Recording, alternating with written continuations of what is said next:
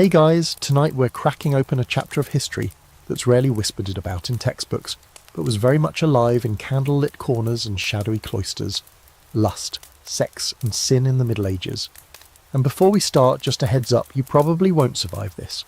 Not because it's too spicy, well maybe, but because if you'd lived in medieval times with a curious mind and an even slightly active libido, chances are you'd have ended up in the stocks, whipped or burned, or all three, depending on the week. So before you get comfortable, take a moment to like the video and subscribe, but only if you genuinely enjoy what I do here. Also, I'd love to know, what city are you watching from, and what time is it where you are?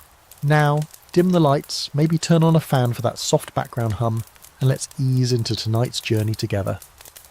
You start tonight's pilgrimage not in a bustling medieval town or a sultry tavern, but in a monastery. Yeah, not exactly where you expect to find a lot of sin. The air smells like candle wax, damp stone and something faintly medicinal. It's quiet, eerily so. The kind of quiet that makes every cough feel like a thunderclap. But even here, tucked away behind thick monastery walls and layers of vows, desire flickers like a stubborn flame. The monks around you wear wool robes, their hair shaved in a circular pattern known as the tonsure. They're supposed to have renounced the pleasures of the flesh. Lust is an enemy here, a prowling beast. And yet, you notice how Brother Thomas avoids Sister Agnes's gaze just a little too pointedly during Mass. His fingers twitch when she walks past. She, in turn, clutches her rosary tighter than seems strictly necessary. You learn quickly that this isn't some one-off scandal. Medieval monasteries were battlefields of the body. Monks and nuns fought constant, exhausting wars with their own thoughts. Sex was the original spiritual enemy, especially because you couldn't just banish it with fasting and cold baths. There were confessionals full of slippery accidents, dreams that left garments stained, and private moments with saints' statues that really didn't age well. One of the more bizarre features you discover is that monks kept records, detailed, awkwardly honest ones. There's a case of a 12th century abbot who confessed that the devil would show him visions of naked women in church. Yes, in church, during prayer. And did these visions tempt him?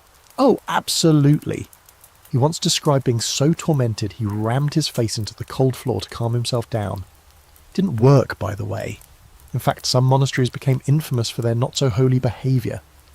There's one story from France in the 11th century where the entire male and female communities of a double monastery were discovered in, let's call it, an elaborate entanglement.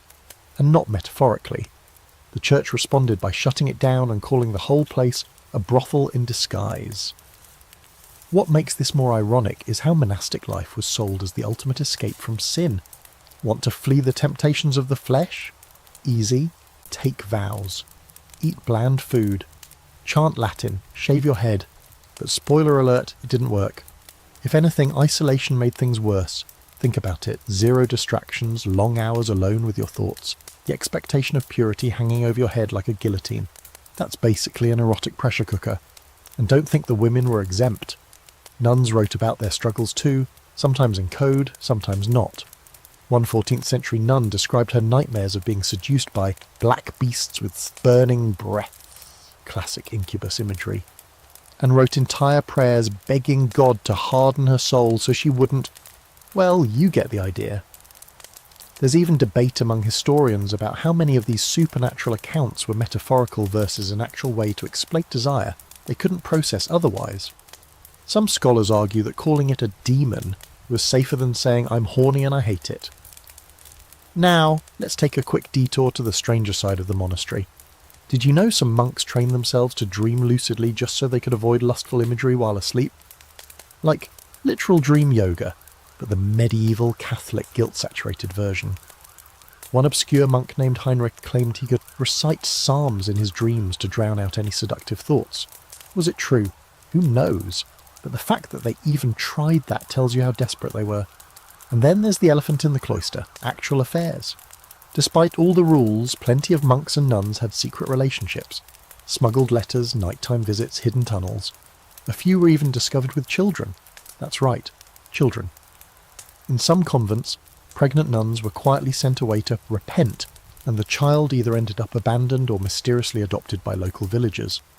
The official line, miraculous conception or trickery by the devil. Sure, Jan. Still, not all monks were tragic cautionary tales. Some were fully committed to suppressing their desires, and a few managed it. There were saints who allegedly never once had a sexual thought, and others who claimed to have achieved total purity. But here's the debate. Did they really? Or were they just very good at hiding it, or redefining what pure meant in their journals? Either way, your stay in the monastery leaves you with this weird dual feeling, awe at the intensity of their struggle, and sympathy for the fact that these people were told that even thinking about sex meant damnation. That's a tough burden, especially when, let's be real, people are gonna people, even in 1142. You leave through a side door as the Vespers begin, the chant rising behind you like smoke. Outside, the moon hangs low, and somewhere nearby a nightbird calls. You're heading deeper into this medieval world now, where the line between holiness and horniness keeps getting blurrier. And next up, saints with visions that would definitely raise some eyebrows.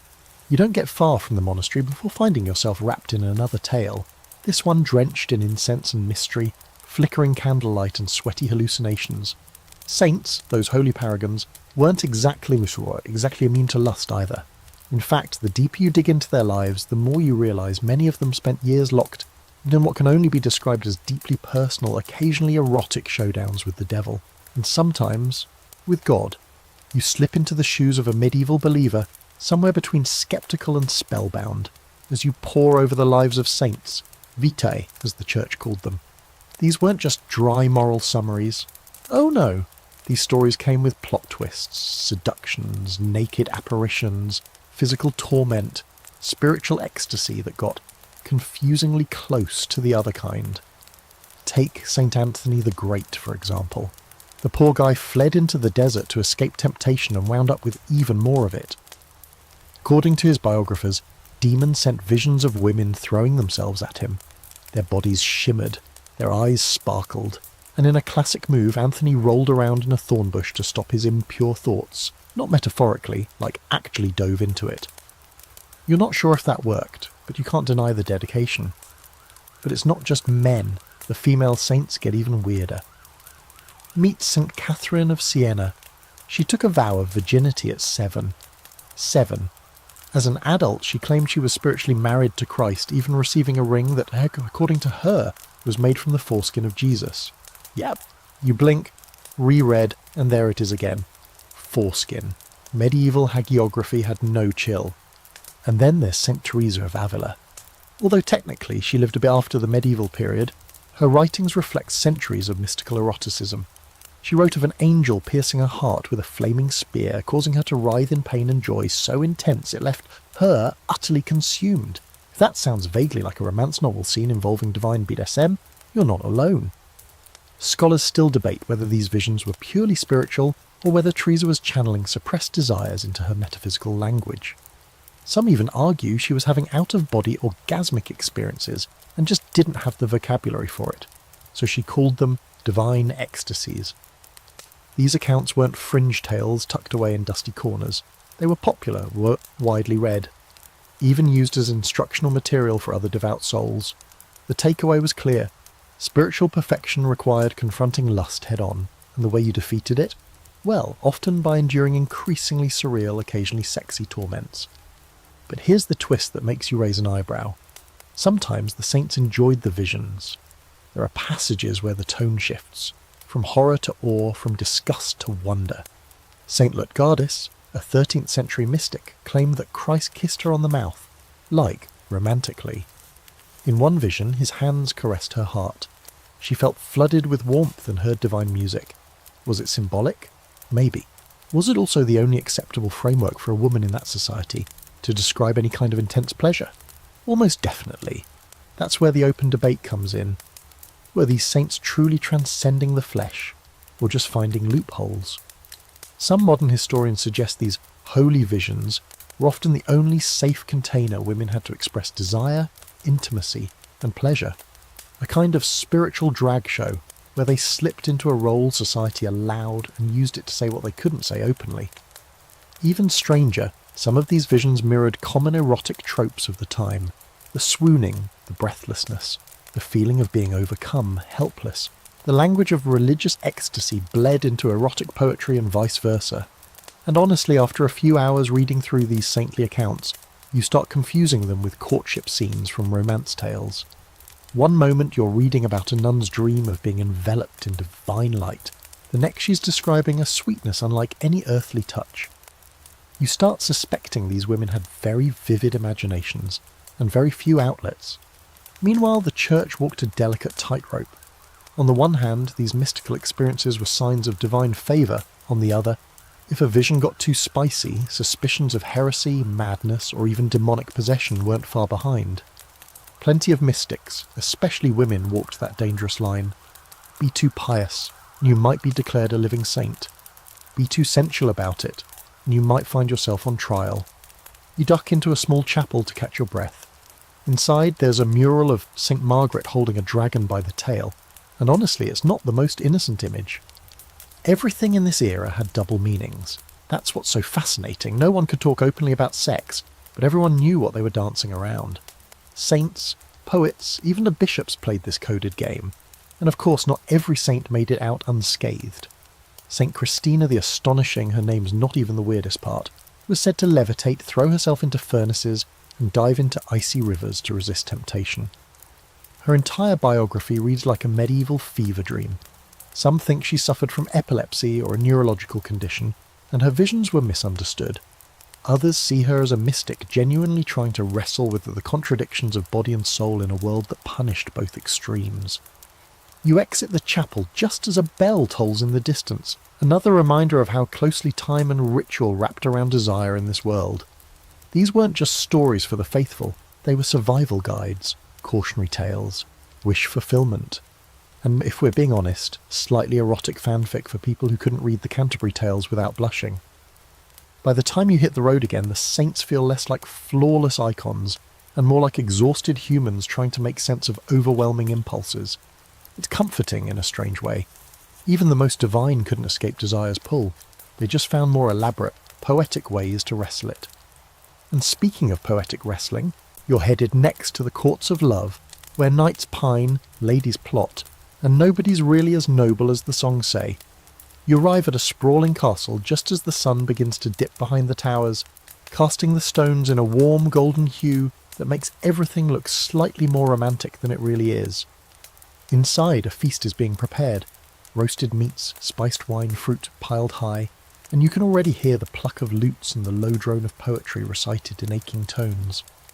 Welcome to the world of courtly love, where desire is celebrated. Flirtation is an art form, and yet, absolutely no one seems to be getting laid. You take a seat in the great hall, observing the players of this peculiar game. Over there, a knight kneels before a noblewoman, eyes smouldering, voice trembling as he vows eternal loyalty. He praises her eyes, her grace, the way she walks across the floor like a swan on a lake, blah blah blah. She in turn accepts his devotion with just the right amount of disinterest. A raised eyebrow, a smile that could be mistaken for kindness or cruelty. They exchange tokens, a glove, a scarf, sometimes a literal lock of hair, but if he thinks that gets him anywhere near her chambers, think again. This is courtly love, refined, tortured, and, as you quickly realise, probably invented by someone who enjoyed emotional suffering. It's not about fulfillment, it's about the longing, the ideal, love that cannot, should not be consummated. That's what makes it pure. You start to wonder if this entire cultural obsession was the medieval version of edging. The poets of the time, troubadours and trouvères, specialised in this stuff. They'd travel from court to court singing of unattainable women and the agony of loving someone they could never touch. One of the most memorable was Chrétien de Troyes, who gave us tales of Lancelot and Guinevere, Tristan and Isolde, and other classic situations where true love is always just out of reach, or has to be kept secret because someone already said "I do" to a king or an enemy lord. And yes, while these stories were technically fiction, they shaped the actual behaviour of the nobility. People mimicked what they read. Ladies would flirt just enough to inspire devotion, but not so much as to lose control. Knights would perform absurd feats, jousting, slaying beasts, writing sonnets by candlelight, all for a single smile or whispered word. You start to think maybe the real reward was the performance itself. The idea that wanting was nobler than having. But here's the kicker. That's all on the surface. Scratch a little deeper, and it turns out these chaste declarations were often just a glossy cover for very real affairs. Especially at court, where political marriages were the norm, love often had to be found elsewhere. You trail a few couples into side corridors, watching the masks drop the moment they're alone. The longing becomes touching, the poetry becomes whispers, and the noble restraint becomes an excuse to sneak off behind the tapestry. One particularly juicy example, Eleanor of Aquitaine and her court of love. She's one of the most powerful women of the 12th century, and she basically hosted salons where ladies debated the rules of romantic behaviour like it was a medieval episode of The Bachelor. Should a man pursue a married woman? Should jealousy be encouraged? How do you test a lover's loyalty? It sounds all very polite and philosophical, until you realise many of the participants were embroiled in affairs of their own, often with the very knights writing those swoony poems. Still, this whole courtly love thing had strict rules. One big one. It was supposed to be non-physical. That kept it from being technically sinful. The church didn't love it, of course. It seemed suspiciously secular, all about earthly desire instead of divine love. But it was hard to condemn someone for saying they admired someone else's soul, especially when the admiration came with such lovely metaphors. But the lines blurred constantly. You discover a story of a nobleman who cut himself with a dagger to prove his devotion to a lady who refused him. She, moved by his gesture, agreed to a secret meeting. You'd think that's where things finally got physical, but nope, they just talked. She told him he'd earned her heart, and he promised to serve her until death. That was it. Everyone left disappointed, including you. And yet these relationships carried immense weight. A single flirtation could destroy reputations, ruin marriages, even spark wars. Kings got jealous, queens got clever, knights switched sides. You watch it unfold in slow motion, the way a look becomes a rumour, and a rumour becomes scandal.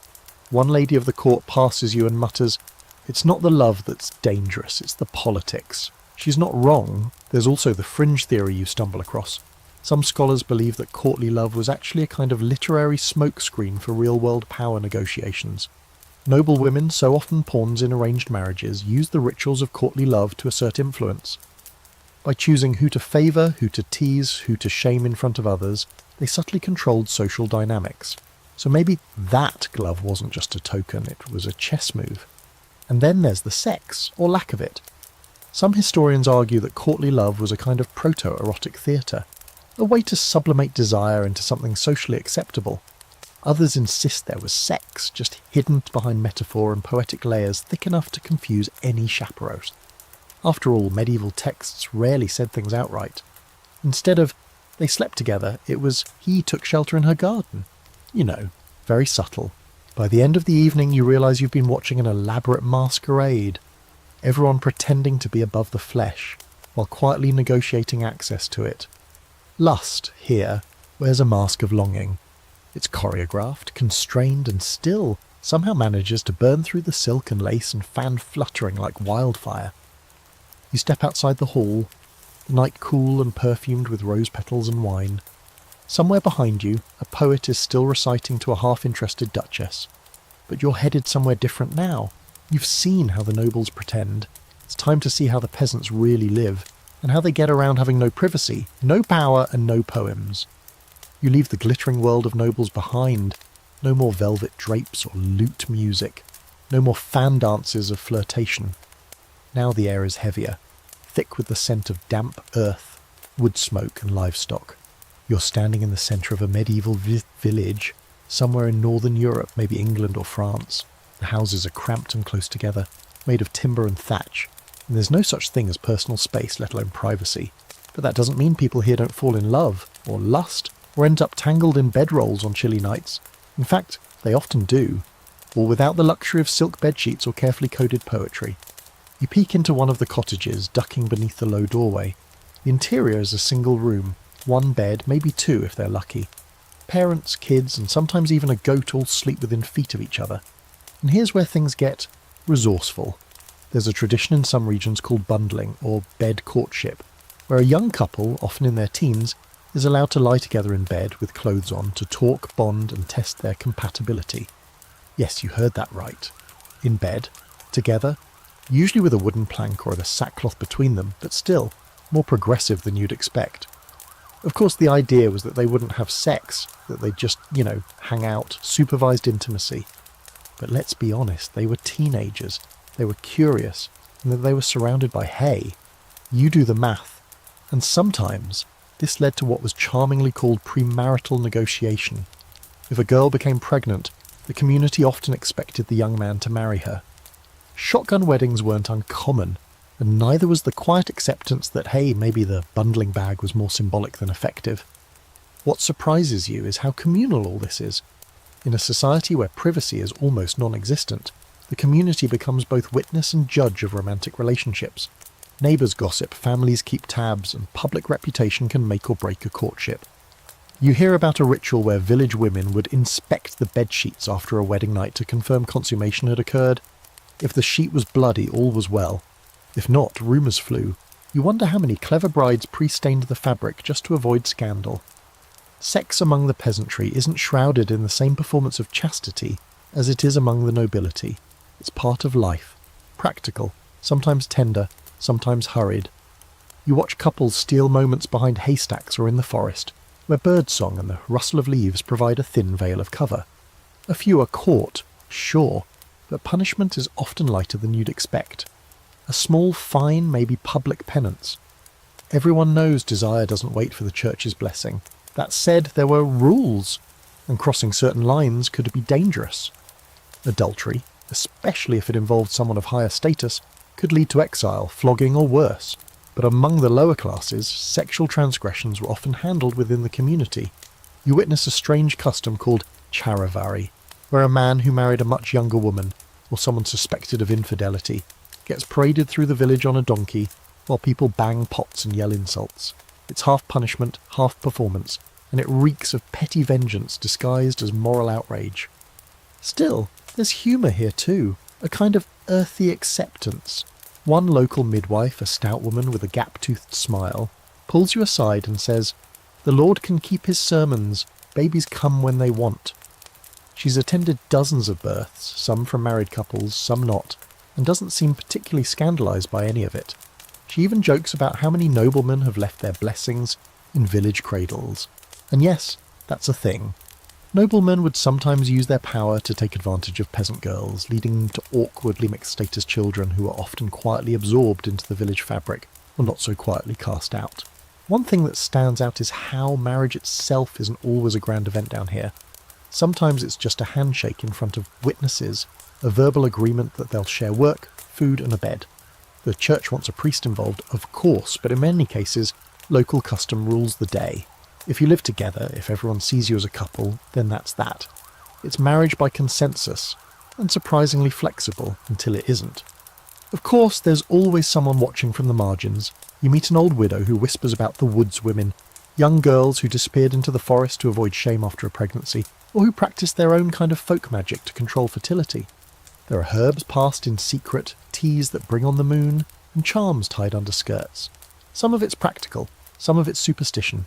All of it reveals how deeply women tried to maintain control in a world that often denied them agency. And this is where you hit the quirky fact of the night. In some parts of medieval Europe, young couples would carve love runes into tree bark, not just as a romantic gesture, but as a kind of spiritual insurance policy. If they couldn't afford a priest's blessing, the tree would do. It was natural, eternal, and frankly more available than a bishop. You pass one such tree, hearts carved into the bark, initials barely legible, and wonder how many generations of secret love stories it's absorbed. Scholars still argue about just how common sex before marriage was among peasants. Some point to church records full of fines and punishments. Others say those records only show the rare cases that caused scandal. What's clear is that the rules on paper and the reality in the field rarely lined up. Desire finds cracks. It grows in the shadows. And in medieval villages, it shaped lives in ways more honest, and sometimes more humane, than all the noble poetry in the world. You leave the village behind, your boots muddy, your mind swirling with images of flickering hearths, whispered promises, and stolen kisses behind barn doors. The peasants may not have had silks or ballads, but they had passion, risk, and moments of tenderness carved into the bark of trees. Next, you're heading back to the cloisters, but this time the women are running the show. nuns with ink-stained fingers and some surprisingly spicy secrets. You step through a creaking wooden gate into the walled stillness of a convent, half expecting to be met with angelic chanting and the scent of incense. Instead, you're greeted by the sharp tang of vinegar and a surprising note of roasted onions drifting from the kitchen garden. The air is clean but thick with unspoken stories. Nuns glide across the courtyard with practised grace, habits flapping in the breeze, eyes lowered, hands folded. Yet behind the serenity there's a pulse. Something vibrant and human beats beneath the linen and Latin. You can almost feel it. Inside the convent walls, it's supposed to be a sanctuary from sin, a haven from temptation, and a place where women devote themselves entirely to God. And sure, on the surface, everything follows the script. There are prayers, chants, hours of silence, and manuscripts copied with almost obsessive precision. But soon, you realise this place is far more than a retreat from the flesh.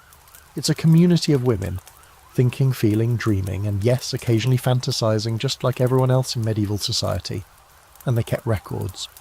You find yourself in the convent library, where the air smells of old parchment and beeswax.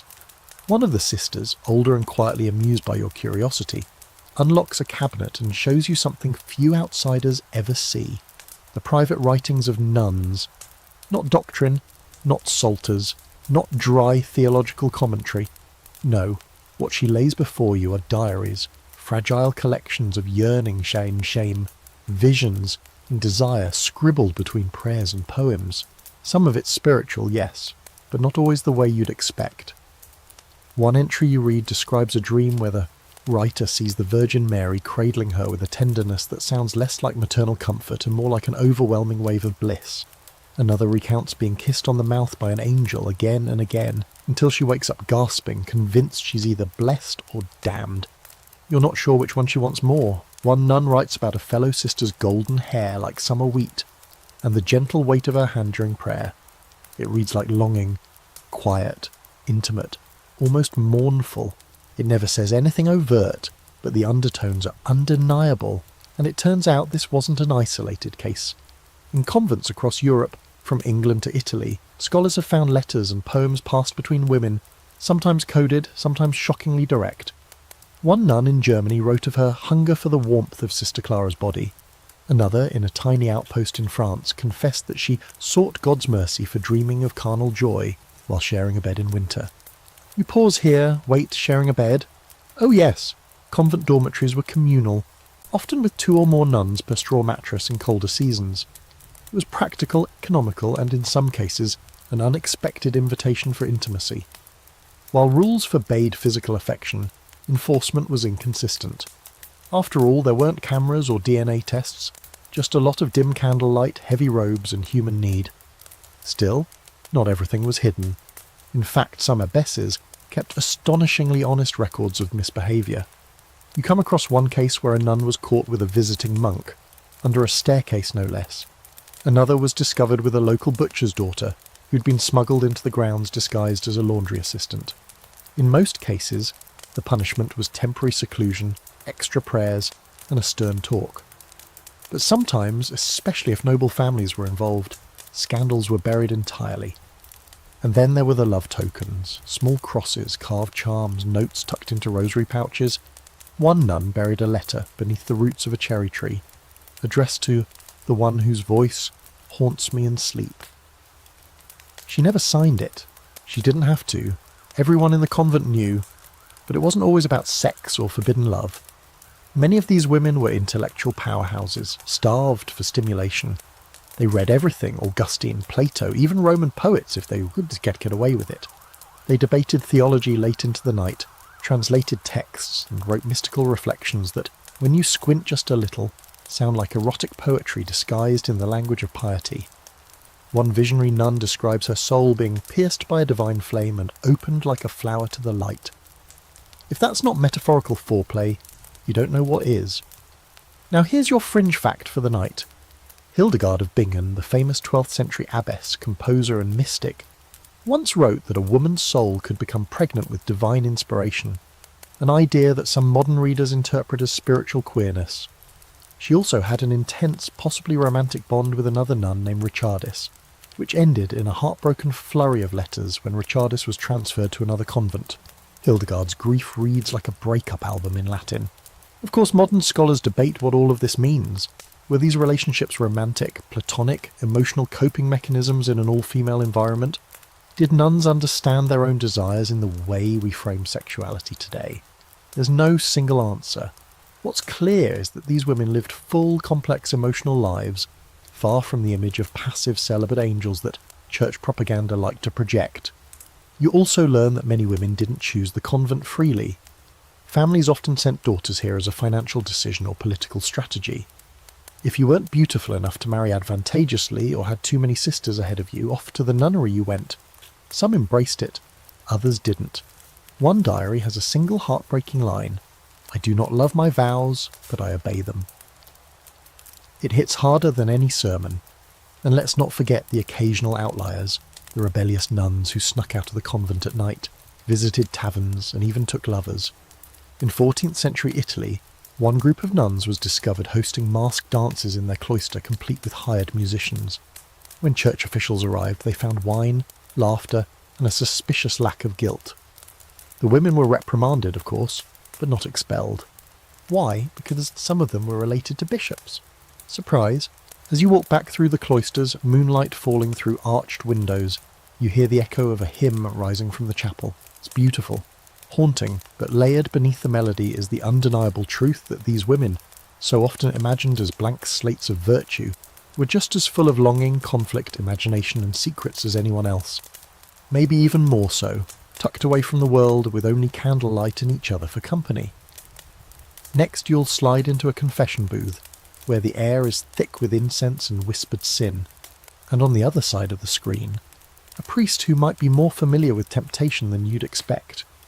You step into the shadowed hush of a stone church, where stained glass throws scattered pools of coloured light across worn pews, and the scent of centuries-old incense clings to every surface. The altar gleams in the distance, but your attention is drawn to a far darker corner, the confessional booth. It's an odd little wooden structure, like a confessional closet with secrets wedged into its grain. You slip inside, close the curtain, and find yourself breathing the same musty air as generations of sinners who've crouched here before you. On the other side of the screen, a priest clears his throat, and what unfolds isn't exactly what you'd expect. In theory, the medieval confessional is a sacred space, a channel for cleansing the soul, a ritual for laying bare one's most shameful desires before God. But in practice, well, that's where things get complicated. Because the person behind the screen isn't just a holy man, he's human, with ears and curiosity and, let's be honest, sometimes questionable restraint. Confessions could be brutally explicit. People came to priests not only to beg forgiveness, but also to ask whether the particular thing they did with their spouse, or their neighbour, or a travelling minstrel technically counted as a sin. You hear one such confession, a young man trembling as he whispers that he allowed a girl to touch his shameful member while bathing. The priest responds not with outrage, but with a series of probing questions, some of which sound less like spiritual guidance and more like personal research. That's not entirely surprising. Priests were often the most educated men in the village, but that didn't make them immune to lust. In fact, some had more access to temptation than most. Parish priests were supposed to be celibate, mandated by church law since the 12th century, but enforcement was patchy, and rural communities weren't exactly brimming with watchful bishops. So when the local priest took a mistress, everyone kind of looked the other way, unless he got too bold. You come across the story of Father Gerard, who had a reputation for hearing certain women's confessions in private and for taking a suspiciously long time doing so. One widow confessed to him weekly, always after dusk, and neighbours reported seeing candlelight in the rectory window well past midnight. Eventually a bishop investigated, and Gerard was quietly reassigned to a monastery up north. No trial, no punishment, just a new location and presumably a whole new batch of souls to guide. But even the well-meaning priests weren't above strange behaviour. One particularly pious friar, Brother Luca, kept a ledger where he tallied how many times his parishioners confessed sins of the flesh. Not their names, mind you, just the nature and frequency. The resulting data is bizarre. He noted trends like Mondays higher in self-pollution confessions, and married women report impure dreams more frequently than maids. Whether it was a spiritual census or an obsession with other people's intimacy, it's hard to say. And here's a particularly odd little fact you uncover. Some priests handed out very specific penances for sexual sins. Not just say 5 Hail Marys, but stuff like walk barefoot to the chapel 3 times while reciting Psalm 51s, or fast for 40 days and sleep only on stones. In one outrageous case, a man who admitted to bestiality was told to carry a candle larger than himself through town during Mass. Yes, really, the public shame was the point, but whether it deterred others, questionable. And it wasn't just the laity spilling secrets. Priests themselves sometimes confessed, to each other in secret or to their superiors when guilt finally tipped the scale. There are records of priests admitting to sleeping with nuns, with widows, even with their own housekeepers. Some expressed genuine remorse. Others offered justifications. She was lonely. I thought we were married in God's eyes. One particularly bold priest simply wrote, "The flesh was stronger than the soul, I regret little." Of course, not all priests were libertines in robes. Many took their vows seriously, wrestled with their desires, and confessed their own thoughts with anguish. But even they weren't spared suspicion. A priest who was too handsome, too gentle, or too friendly with women might be accused of inappropriate behaviour regardless of whether he ever slipped. In a world where sex and sin were tangled into a single knot, even a warm smile could be a scandal waiting to bloom. You also hear about female confessors. Not many, but they existed in certain religious orders. And the contrast is stark.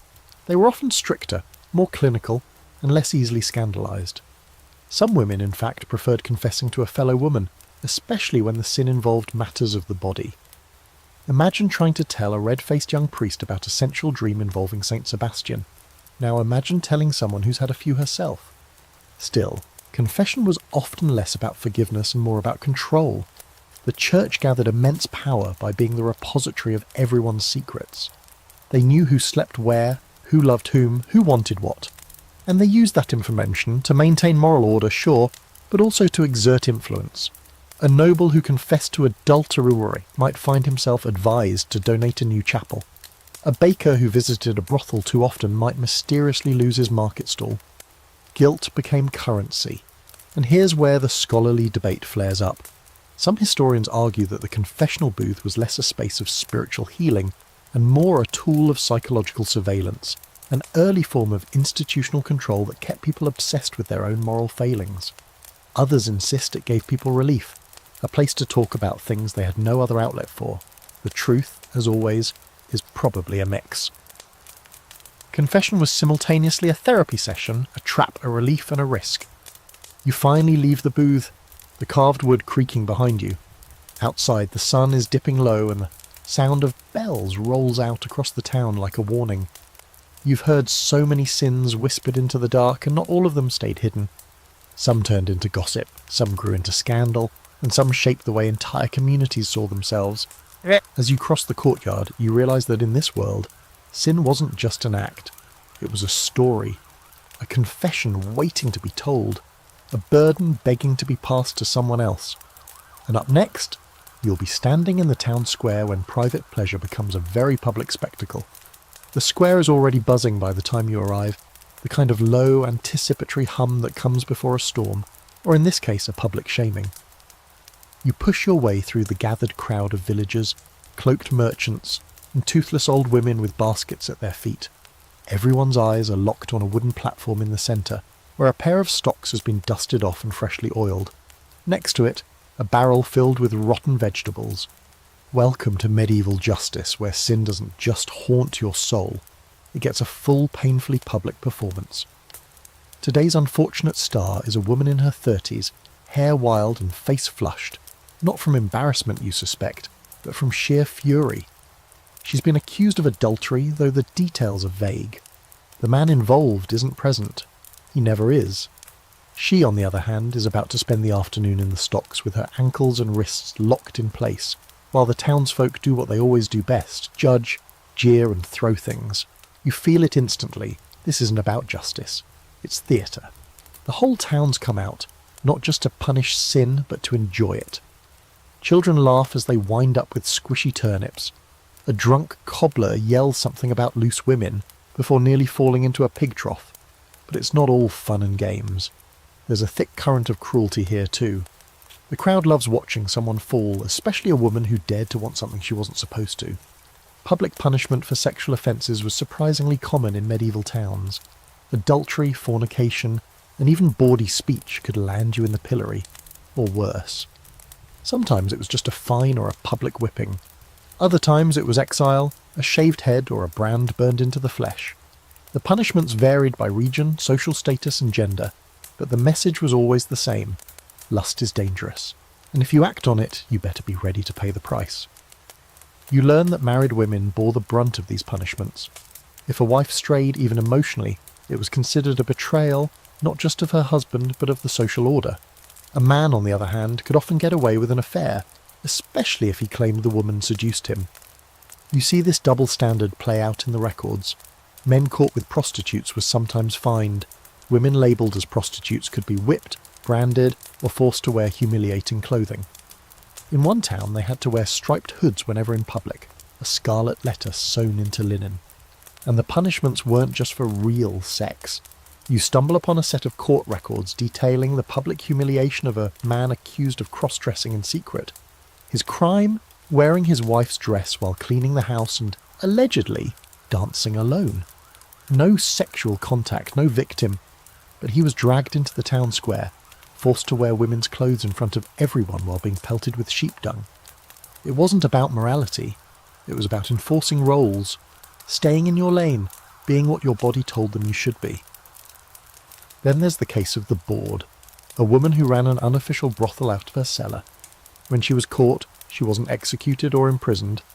Instead, she was paraded through the town in a cart holding a sign that read Mother of Whores. The church loved this kind of punishment. It didn't just shame, it warned. Her neighbours, friends, and maybe even former clients watched in silence as she passed, faces carefully blank. No one wanted to be next. Still, not all public punishments were for the big, scandalous sins. Sometimes you'd get dragged into the square for simply being too loud in your flirtation, too bold in your innuendo. One woman in Norwich was pilloried for calling a merchant's apprentice ripe fruit in the market. Her real crime? Doing it in front of the wrong priest's wife. There was a fine line between flirtation and transgression, and sometimes it came down to who was listening. And here's your quirky, almost unbelievable detail for the night. In parts of medieval France, married couples caught fighting about infidelity were forced to literally kiss and make up in public. They'd be led to the market square, sometimes in chains, and forced to kneel before each other, confess their faults and kiss. If they refused, they risked heavier penalties. Imagine being forced to apologise with garlic on your breath and half the town watching. Welcome to Romance, Medieval Edition. There's debate among scholars about whether these public punishments actually deterred sin or simply provided a pressure valve, a way for communities to reinforce norms and shame those who didn't conform. Some historians argue that the public nature of these events made them ritualistic, almost theatrical, and that the real purpose wasn't justice but unity. If everyone booed the same person, they'd feel better about their own hidden sins. Others believe these spectacles were more about power, about reminding people who made the rules and who could break them. Back in the square, the woman in the stocks has gone quiet. Her eyes are fixed on a distant point beyond the jeering crowd. The vegetables have stopped flying. People are losing interest. Someone starts playing a flute. The moment's passed. Tomorrow someone else will be in her place.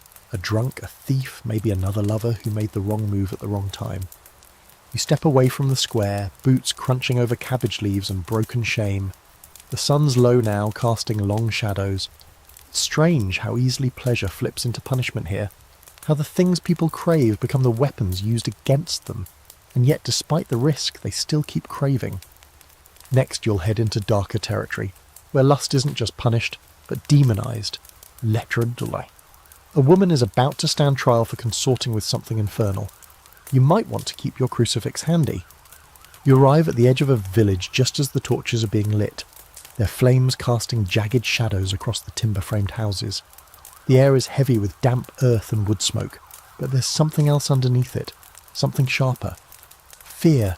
It moves like a fog through the streets, thickening near the church where a crowd has gathered. They're not here for prayer, they're here for a trial. And not just any trial, this is the kind where accusations burn hotter than facts and demons are given names. A woman is being accused of laying with the devil himself. Her name is Isabeau, mid-30s, widowed, herbalist, mother of 2, and unfortunately for her, she's also attractive, self-sufficient, and rumoured to know which plants bring on the blood or still a restless husband. These days, that's enough to get you branded a witch. But when you squeeze through the crowd and get a glimpse of her, hands bound, dress torn at the sleeve, eyes burning with fury, you can tell this is about more than herbs or local gossip. Someone's accused her of sex with a demon, and everyone seems a little too ready to believe it. The priest, puffed up with righteousness and beard oil, reads the charges aloud in a voice that wavers just enough to sound theatrical. She did consort with a demon in the likeness of a man. She did allow the creature to enter her body through unholy means. She did cry out in pleasure rather than pain. The crowd shifts, murmurs ripple, some cross themselves, others look a little too curious. You find yourself leaning in too. Not out of voyeurism, okay, maybe a little, but because you know how these stories go. Isabeau won't just be questioned about her soul. They'll want details. What did the demon look like? Did it have claws or hooves? Did it speak in tongues or whisper sweet nothings in her ear? And yes, that's what they're asking. Right now, with a notary writing it all down. What's wild is how detailed these demon sex accounts often were. Inquisition records are filled with women describing creatures that visited them at night. Sometimes handsome, sometimes monstrous. Some came as lovers, others as rapists. Some seduced with soft words and warm hands. Others forced themselves into dreams like a sickness. But no matter how the women described it, the church had a script ready. These were incubi, male demons who tempted women into sin, stole their seed, and used it to breed more evil. Conveniently, it explained everything from sleep paralysis to sexual desire to why someone's sheets might be damp in the morning. You hear Isabeau's voice cut through the crowd, defiant, trembling. She says the devil came in the form of her dead husband, that she dreamt of him touching her, kissing her, lying beside her just like he used to, that it felt real, that she wanted it to be real. And just like that, the crowd shifts again, some to sympathy, others to horror, because she admitted the most dangerous thing of all, that she enjoyed it. The irony here is so thick you could spoon it. The same church leaders who rail against desire also believe that demons spend all their time seducing people, especially women, especially at night, especially in ways that just happen to line up with people's actual suppressed fantasies. There's something darkly hilarious about that. Or tragic, or both. And then comes the inspection. Yes, the physical kind. A midwife is brought forward to search Isabeau's body for a witch's mark, some mole, blemish, or patch of skin insensible to pain. You watch as she's forced to strip under torchlight while strangers examine her for proof that she's been suckled by a demon. It's invasive, humiliating, and worse, it's deadly serious. Because if they find something, anything, it's game over. They do, of course, a freckle on her inner thigh. That's all it takes. The priest declares it the devil's kiss, and just like that, the weight of the accusation becomes impossible to shrug off. But here's where the scholarly debates rage. Did these women really believe they'd slept with demons? Were they describing vivid dreams filtered through religious fear, or inventing stories under torture? Or were these confessions shaped entirely by their interrogators, desperate women saying what they thought would stop the pain, or align with what they were told had to be true? Some historians argue that these were simply erotic dreams, misunderstood by both the dreamer and the society. Others suggest the church itself projected sexual panic onto the accused as a way to police not just sin, but female autonomy. Because here's the thing, many of these so-called witches weren't seductresses or Satanists. They were healers, widows, midwives, herbalists, women who lived alone or knew too much or refused to obey. Their real crime wasn't consorting with demons, it was not fitting the mould. Lust became the easiest crime to pin on them because it made the story salacious, attention-grabbing and impossible to prove or disprove, and if she enjoyed it, that made her even more dangerous. Because a woman who likes sex is apparently halfway to hell. You discover a chilling detail buried in an old judicial report. In some trials, women were asked to describe how the demon's seed felt inside them. The assumption was that it would be ice-cold proof of infernal origins. If they said it was warm or if they hesitated, it meant they were lying. That's how far the church went, using imaginary semen temperature as a tool of damnation. You don't know whether to laugh or scream. As the torchlight flickers across the square, the verdict is pronounced. Guilty. Isabeau is sentenced to public penance and flogging. She'll be marched through town barefoot in a chemise, holding a candle taller than she is. If she survives that humiliation, she might be allowed to return to her home, or she might disappear like so many others, burned quietly without record. You step away as the crowd disperses, stunned and chatty, already embellishing the story for tomorrow's gossip. A few whisper that Isabeau flew at night. Others claim she gave birth to a toad. The line between sex and sorcery is razor thin here, and razor sharp. Next you'll take a closer look at the objects designed to stop all this sin before it starts. Devices of virtue, control, and maybe a touch of kink. Yes, it's time to talk about chastity belts. You're standing in a small chamber at the back of a fortress. Stone walls damp, ceiling low enough to make you duck. On a wooden table lies the object of your curiosity, gleaming under a single shaft of sunlight like some kind of divine joke. A chastity belt. Iron, leather-lined, cold to the touch. It's got a front plate that covers everything with a cruel kind of elegance, pierced with holes for hygiene, or so they say, and locked at the hips with a key the size of a baby goat. Welcome to the awkward intersection of lust, fear, and medieval engineering. The myth of the chastity belt is powerful. You've probably heard it a dozen ways. Noble knights locking up their wives before heading off on crusade, women sealed into metal underwear to keep them pure, keys worn around husbands' necks like twisted wedding rings. It's got all the makings of a dark fairy tale. But as you look closer, you start to notice something strange.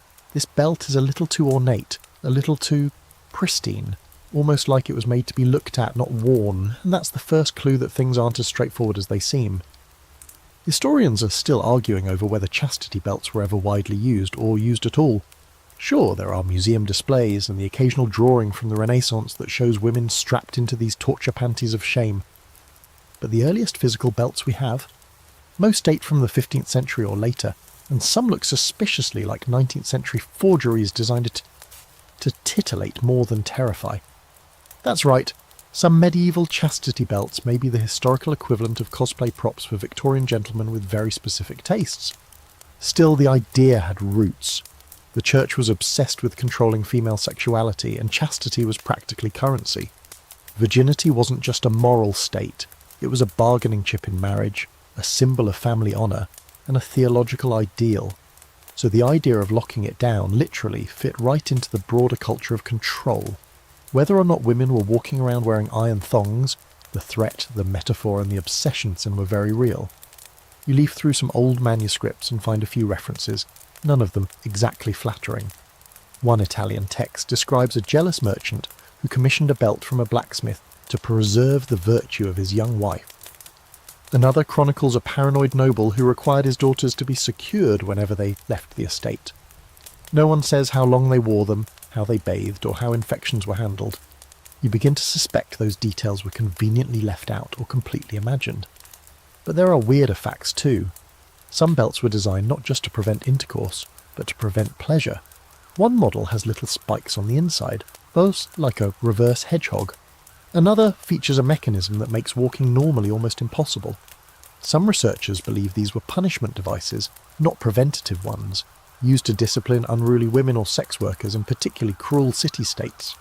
Whether those were isolated cases or part of a larger practice, that's still hotly debated. And it's not just women. You stumble upon a sketch of a male chastity device, an iron codpiece that looks like a meat grinder. Apparently some men were forced to wear these during periods of penance, or by their wives as revenge for infidelity.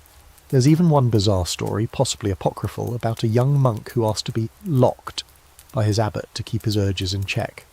Talk about commitment to the cause. Still, for all the physical evidence, or lack thereof, the idea of the chastity belt loomed large in the medieval imagination. Poets wrote about it, preachers warned of it, satirists mocked it. One bawdy French ballad describes a woman outsmarting the belt by bribing a locksmith, then having a tryst with 3 different suitors before morning prayers. Another joke goes that a knight returns from the Holy Land to find his wife not only pregnant, but wearing the belt, with the key still on his neck. The message? Where there's a will, there's a workaround. You find a quirky little record from Nuremberg in the 1500s of a man who tried to sell a virtue-preserving device at a public market. The city council ordered him flogged, not because the device was immoral, but because the whole idea was considered fraudulent and ridiculous. Apparently, even then, people were side-eyeing the practicality of strapping someone into medieval Tupperware and expecting it to end well. Modern scholars often argue that the chastity belt became more symbolic than real. A metaphor for control, a tool of propaganda, a warning. By the time the Renaissance rolled in, the image of the belt was being used in paintings and pamphlets more as commentary on jealousy, power, and hypocrisy than actual practice. In that sense, it's a cousin to the scold's bridle, or the shame flute, devices that may have existed but whose myth outgrew their use.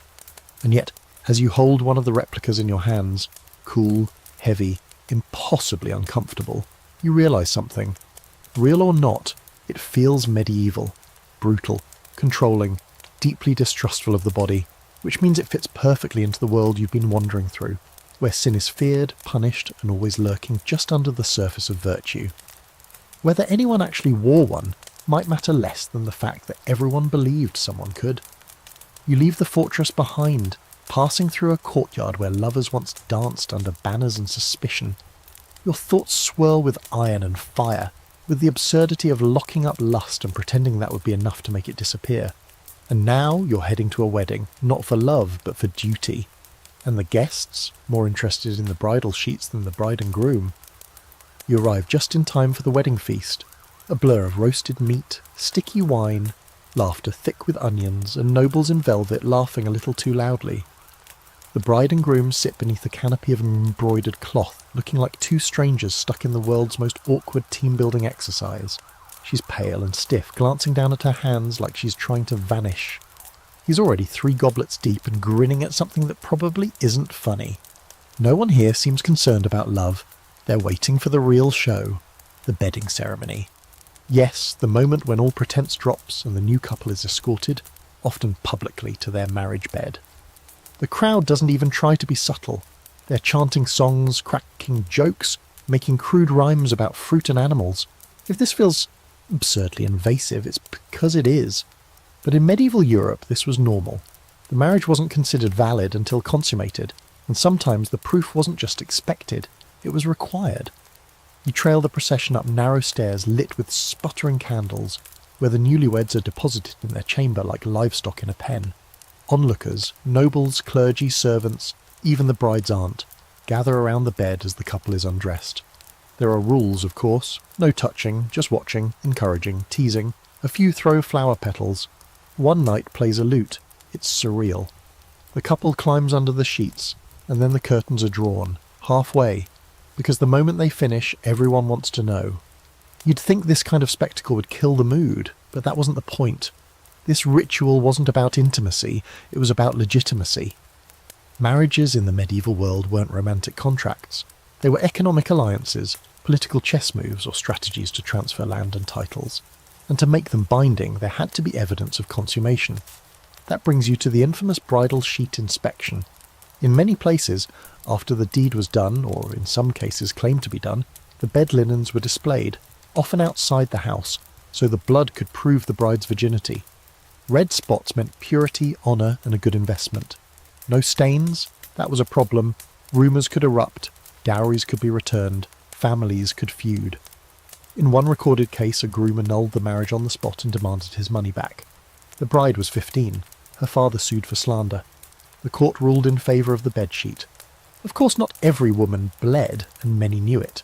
So some got clever. There are whispered accounts of brides pricking their fingers, slipping animal blood under the sheet, or bribing servants to vouch for what didn't actually happen. One merchant's daughter allegedly kept a vial of chicken blood hidden in her corset just in case. Virginity was such a commodity that entire fates hinged on the appearance, not the reality of it. And the groom? Well, no one cared whether he was a virgin. In fact, it was often expected that he wasn't. Men were told to train before marriage, sometimes with prostitutes, to ensure they could perform when it mattered. You find a treatise from a Spanish physician warning young husbands to avoid overexcitement and ungoverned haste, lest the bride remain dissatisfied and suspicious. So while she was expected to arrive untouched, he was expected to arrive skilled. Equal footing this was not. You come across one particularly strange tradition from Central Europe, where the bride's mother would remain in the room, not to watch the act, but to supervise decency. She'd sit in a corner chair, eyes politely averted, hands folded, humming to herself, as if that somehow made things better. In other cases, a priest would bless the bed, literally sprinkle it with holy water, and then offer instructions to the couple before tiptoeing out. "Be fruitful," he'd whisper, "and remember that Christ is watching." No pressure. Here's your oddball fact of the night. In parts of medieval Scandinavia, if a marriage wasn't consummated within 3 days, it could be legally annulled, and people checked. One story tells of a young noblewoman whose husband was too timid or too uninterested to touch her. On day 4, the bishop sent an investigator to the bedroom. When the sheets were clean and the servants wide-eyed with disappointment, the marriage was dissolved. The husband joined a monastery. The bride remarried a week later to her cousin. Even when there wasn't a formal inspection, rumours were dangerous. A new bride who seemed too cheerful or too sore could become the target of gossip. If she limped, some whispered she'd lost her virginity before the wedding. If she glowed too much, maybe she enjoyed it too much, which was also suspicious. Either way, people were obsessed with bedroom details that weren't their business. And that's where the debate still simmers. How much of this was actual practice and how much was theatrical tradition? Some historians argue that public bedding rituals were more common among the nobility and mostly symbolic. Others insist they happened in middle-class homes, with neighbours poking their heads in for a peek. There's even a theory that some of the stories are later exaggerations, Renaissance authors mocking the past. But either way, the message was clear. Your body was not just yours, it was property, proof, a legal hinge. As the chamber quiets and the crowd drifts back to their wine, you peek through the curtain. The bride lies still, eyes open. The groom is snoring. The sheet, folded at the end of the bed, already being eyed by the nursemaid. Whether there's blood on it or not, the judgment will come either way. You slip back downstairs as the music resumes, your stomach queasy. Not from the food, but from the sense that nothing about this night was truly private. Not the vows, not the bed, not the love, if it existed at all. Next, you're ducking into a church pew to hear what the priests say about all this. Spoiler, they're not thrilled. And they say they've got a sermon that's about to make you regret your entire body. You slip into the back of the church just as the priest mounts the pulpit, robes swishing like a curtain rising on a one-man morality play. The pews are packed. Peasants, merchants, and a few nobles packed in for the Sunday sermon, and even the air seems heavy, thick with dust, incense and anxiety. The priest clears his throat, lifts his arms with theatrical flair, and begins. The topic? Lust. Again. Always. He starts with a warning. The body is a vessel for temptation, he intones, and lust is its captain, steering us straight into damnation. You lean back, half curious, half dreading what comes next. Spoiler, it's not going to be subtle. The sermon rolls forward like a war drum. Sex outside of marriage is sin. Sex in marriage without the intent of procreation, also sin. Thinking about sex, sin. Looking at someone with desire, double sin. You can almost hear the collective clench of an entire village trying not to remember last night. The church, especially in the later Middle Ages, was on an all-out mission to control the human body, and nowhere did it try harder than in the realm of sexuality. You read some of the texts used to guide confession and preaching, and they're more graphic than any romance novel. They categorise sins down to the position, the frequency of all, and even the mood. Did you enjoy it? That's worse. Did you do it with the intention of mutual delight? That's practically Satanism. And yes, there were official lists. One document from the 13th century lists over 30 unlawful sexual positions, along with penalties. Some priests told couples that only missionary was acceptable. Others believed even that was suspect if there was too much groaning. One preacher famously warned his congregation that even a kissing with tongue could summon demons. You look around the church and wonder how anyone managed to procreate at all. The priest thunders on, quoting Augustine, the father of Christian guilt, who insisted that the only justification for sex was to produce children, and even then you should feel a little bad about it. According to him and a slew of medieval theologians, desire was a byproduct of the fall. Adam and Eve? They ruined everything. Lust is not love. Lust is proof of our brokenness. If you enjoy sex, it's because sin lives in your flesh. No amount of rosaries can scrub that out. You catch the eye of a woman 2 rows up who looks like she's trying not to laugh or cry. It's hard to tell. Maybe she's thinking about the night before. Or maybe, like you, she's just exhausted by the contradiction. Everyone's expected to marry, have kids, populate the Christian kingdom, but also to pretend sex is this joyless, guilt-ridden duty that must never be enjoyed. It's like being told to bake a cake without tasting the batter or smiling while you do it. And yet the church didn't ignore sex. It obsessed over it. Monks wrote treatises on the dangers of nocturnal emissions, pollution they called it, because clearly spontaneous arousal meant the devil was rifling through your dreams. There were entire theological debates over whether married couples could have sex on Sundays, feast days, or during Lent. Answer: usually no, but maybe if you really, really needed to and cried afterward. One friar you read about, Brother Peter, bless him, argued that even married couples who loved each other too much were guilty of sin if their affection led to pleasure. He warned that too much joy in the marriage bed would soften the heart and weaken the soul. You wonder what his own bed looked like. Probably a plank of wood and a bad attitude. Still, not all churchmen were full-on killjoys. A few quietly admitted that desire was natural, even useful in the context of marriage. Some theologians wrote that affection between spouses was a gift from God, a way to keep couples bonded through hardship, but they were the minority. Most voices doubled down. Lust equals sin. Your body is suspect. Your thoughts are worse. And don't even think about touching yourself. Here's your quirky fact for the night. In certain regions, the church advised that married couples should abstain from sex for 40 days before Easter, 30 days before Christmas, 7 days before taking communion, and on all feast days, of which there were a lot. By the time you add in menstruation, pregnancy, postpartum periods and fasting seasons, the average medieval couple was left with about, 5 to 10 guilt-ridden, nervously performed nights per year. Max! And don't you dare enjoy them! Meanwhile, the same church that preached against lust in sermons funded illuminated manuscripts that showed Adam and Eve blushing under fig leaves, demons groping monks in their sleep, and even naked saints resisting temptation while naked. The mixed messaging is almost funny if it weren't so damaging. On one hand, sex is dangerous. On the other, look at these pictures of people almost having it. And the debate still simmers in academic circles. Some argue that medieval Christians internalized all this doctrine, living lives of repression and shame. Others suggest that people just nodded along in church and then went back to doing whatever they were going to do anyway. After all, there's no shortage of confessions, court records, and poetry filled with desire, scandal, and not-so-holy thoughts. Maybe people learned to live in both worlds, pious by day, passionate by night. Back in the church, the priest is winding down, his voice softening, as he calls for repentance. Guard your thoughts, he says, for they are the seeds of action. Even a single lustful glance can be the beginning of eternal damnation.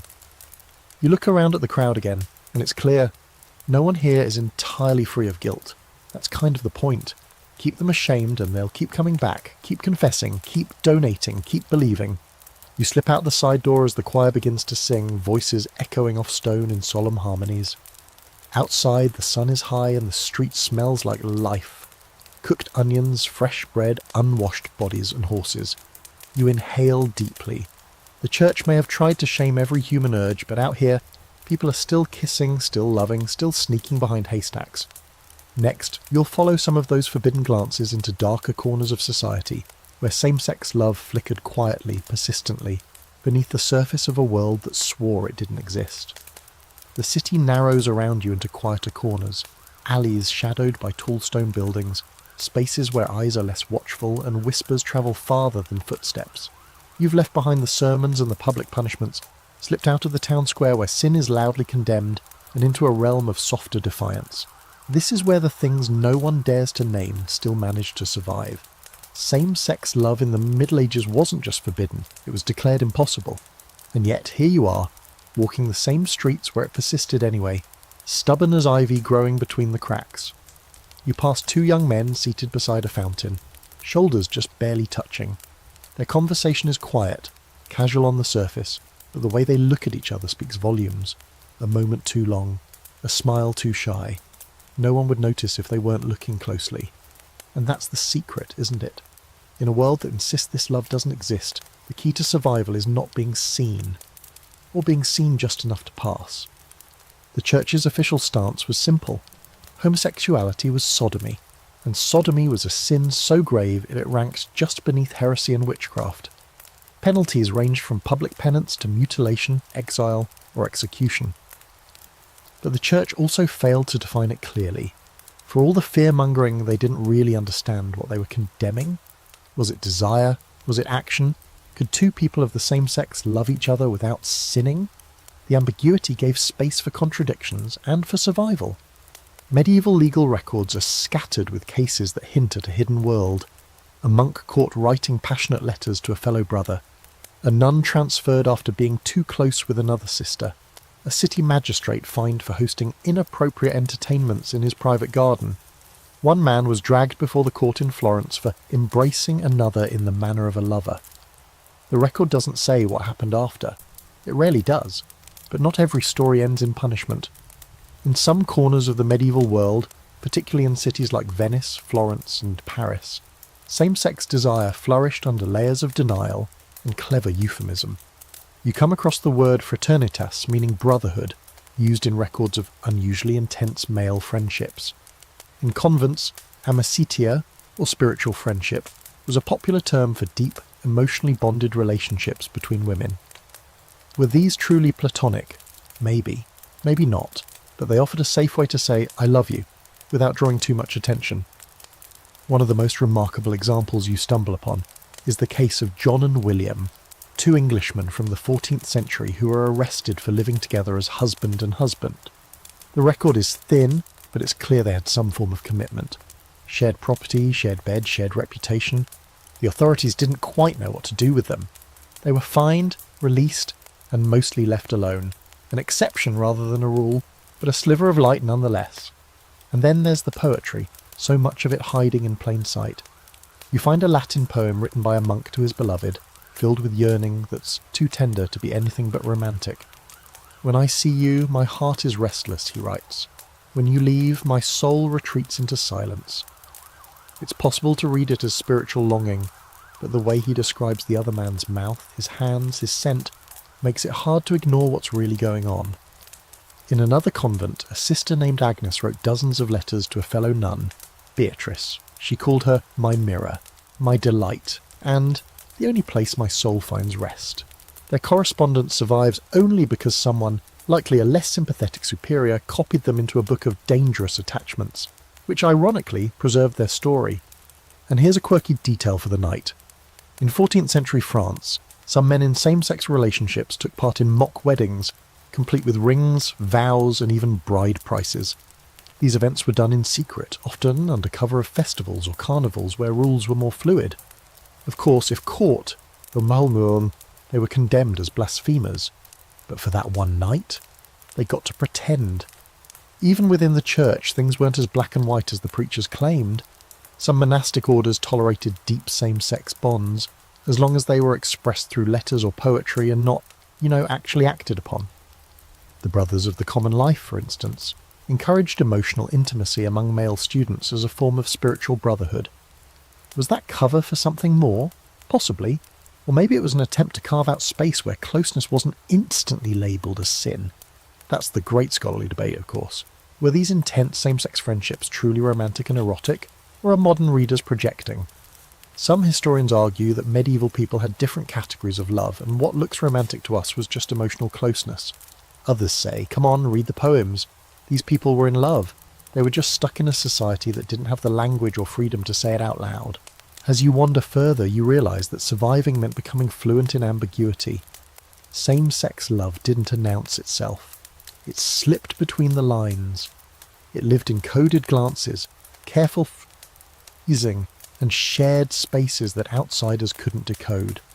In many ways, it was a kind of medieval queerness that anticipated everything to come. Resilient, adaptive, private but powerful. And for all the fear and silence, there was beauty too. You think of two men writing poems to each other by candlelight, their fingers stained with ink and trembling with emotion. Or two women walking side by side in a convent garden, their hands brushing, their voices low and warm. They may have been erased from history's spotlight, but they existed. They loved. and they found ways to keep that love alive, however fleetingly, however secretly. You leave the quiet back streets and rejoin the flow of city life. Bells ring in the distance, a market opens, life continues, louder now. But you carry that stillness with you, the knowledge that beneath the surface of all the sermons and sanctions there were always people reaching for each other in the dark. Next, you're heading straight into the world of legalised sin, brothels that paid taxes, courtesans who held court, and city councils that tried to regulate desire like it was just another public utility. You follow the scent before you see the street, perfumed with rosewater and sweat, incense and something muskier.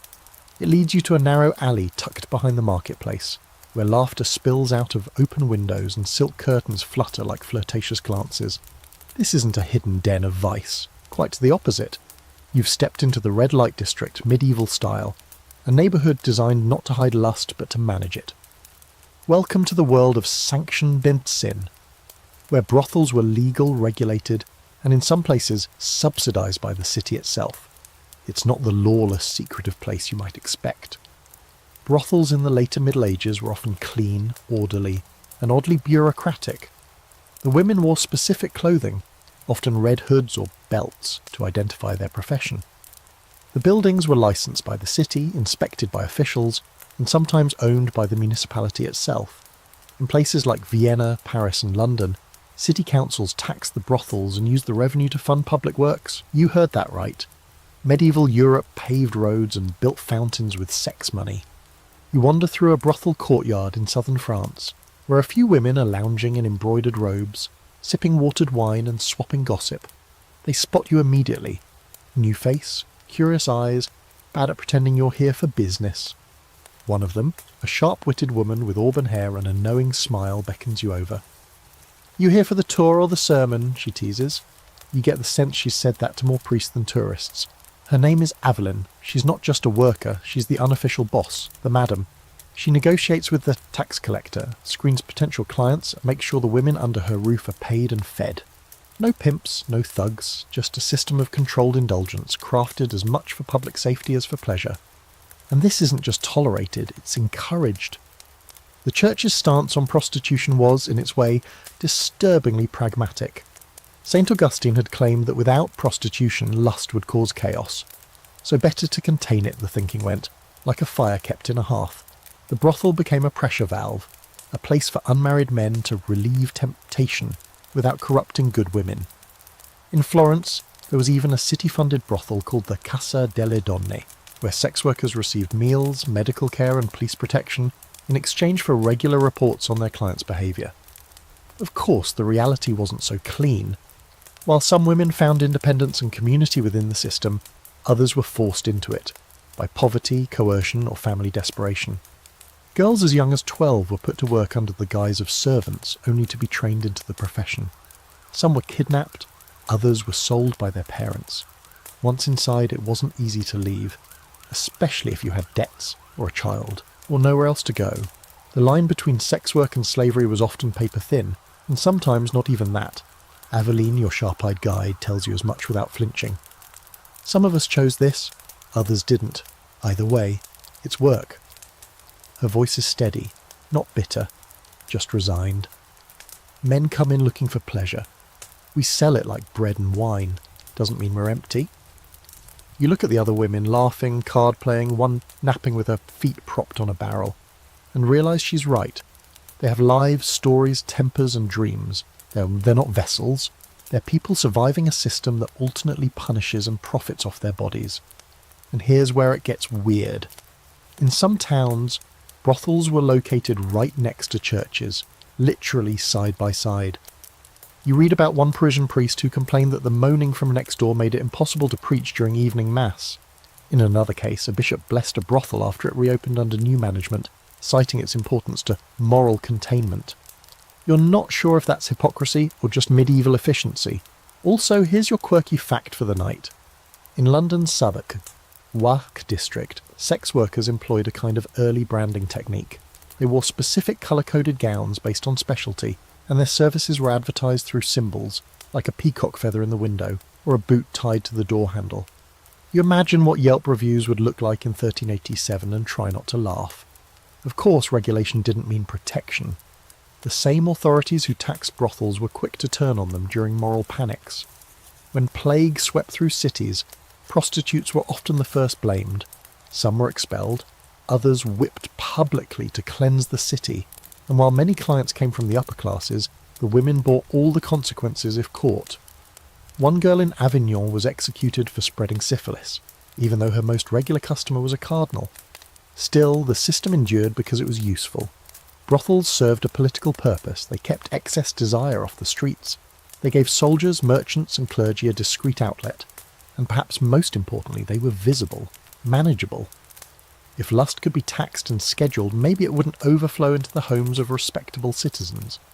Scholars are still debating how much agency medieval sex workers really had. Some argue that the brothel system was exploitative from top to bottom, a machine of control and shame. Others see moments of autonomy, women who rose to positions of power, ran their own establishments, or even retired with wealth and property. There are records of former prostitutes becoming respected landowners, midwives and even nuns. One particularly bold woman in Flanders sued a nobleman for breach of contract and won. Back in the brothel, Aveline shrugs off a question about retirement. Maybe one day I'll open a bakery, she says. Something sweet, something quiet. But for now, she's in charge here. And in a world that tries to own and silence women like her, that's no small thing. As you leave the district, the sound of music and laughter fades behind you. It's getting dark, but the lamps are lit. Life continues. Desire doesn't disappear just because it's labelled dangerous. Sometimes it just finds a price tag and a time slot. Next, you'll meet the women who refuse to be priced, categorised or silenced. Widows, rebels, mistresses, and those who decided they wanted more than society ever planned to give them. Not actually be her cousin. The two women share a home, a bed and a business. And while they never say aloud what they are to each other, the answer hums in the space between their words. They operate in that liminal zone where the village isn't quite sure what's going on, but no one dares ask. Joan smirks when you bring it up. I dye silk, she says, not explain myself. In a world where women were supposed to marry or retreat to a convent, she's chosen a third option, self-sufficiency. And then there are the mistresses. Often painted as sinful distractions or scandalous shadows in noble courts, they were far more complex than their reputation suggests. You find yourself at a manor house outside the city where a well-dressed woman named Isolde greets you in a garden that smells like lavender and clove. She's the long-time mistress of a wealthy baron, no secret, no shame. She has her own servants, her own rooms, and a pearl necklace that probably costs more than a peasant's farm. Isolde isn't a scorned woman, she's an institution. His wife manages the estate, she tells you, and I manage him. She chuckles, but there's truth in it. While noble marriages were often political, mistresses offered emotional intimacy, sensuality and companionship, things that didn't always survive arranged unions. Some wielded genuine power. Agnès Sorel, mistress of King Charles VII of France, had political influence and a say in court affairs. She also wore low-cut gowns that scandalised the church and set fashion trends across Europe. A mistress could shape culture and policy from a silk-draped chamber, just as effectively as a queen with a crown, but mistresses walked a fine line. Their power was always precarious, tied to the whims of the men who kept them. If their patron died, remarried or lost interest, they could be cast out overnight, richer than some, sure, but legally vulnerable. Many secured gifts of land or property, hoping to anchor their futures before their lovers moved on. Some succeeded, others vanished into the records, unnamed and unsupported. You also meet a few women who operated completely outside the formal systems, rebels in the truest sense. One is a healer named Tilda, who lives in a hut on the edge of the woods. She's not a witch, though plenty of people call her that. She grows herbs, treats wounds, and knows more about the human body than most city doctors. She's had lovers, she admits, both male and female, but doesn't keep them long. Too noisy, she says, rinsing roots in a copper bowl. I like silence better. Her autonomy comes at a cost. Constant suspicion. The church doesn't like women with knowledge. The men in town don't like a woman who doesn't need them. Tilda shrugs. Let them talk. And talk they do. The medieval world ran on gossip, and nothing drew tongues faster than a woman who refused to stay in her lane. A widow who didn't remarry. A weaver who drank alone at the tavern. A midwife who kept secrets. These women were either accused of sorcery, seduction, or, more subtly, being strange. You read case after case of women called to testify not for crimes, but for behaviour unbecoming a woman. Sometimes that meant swearing.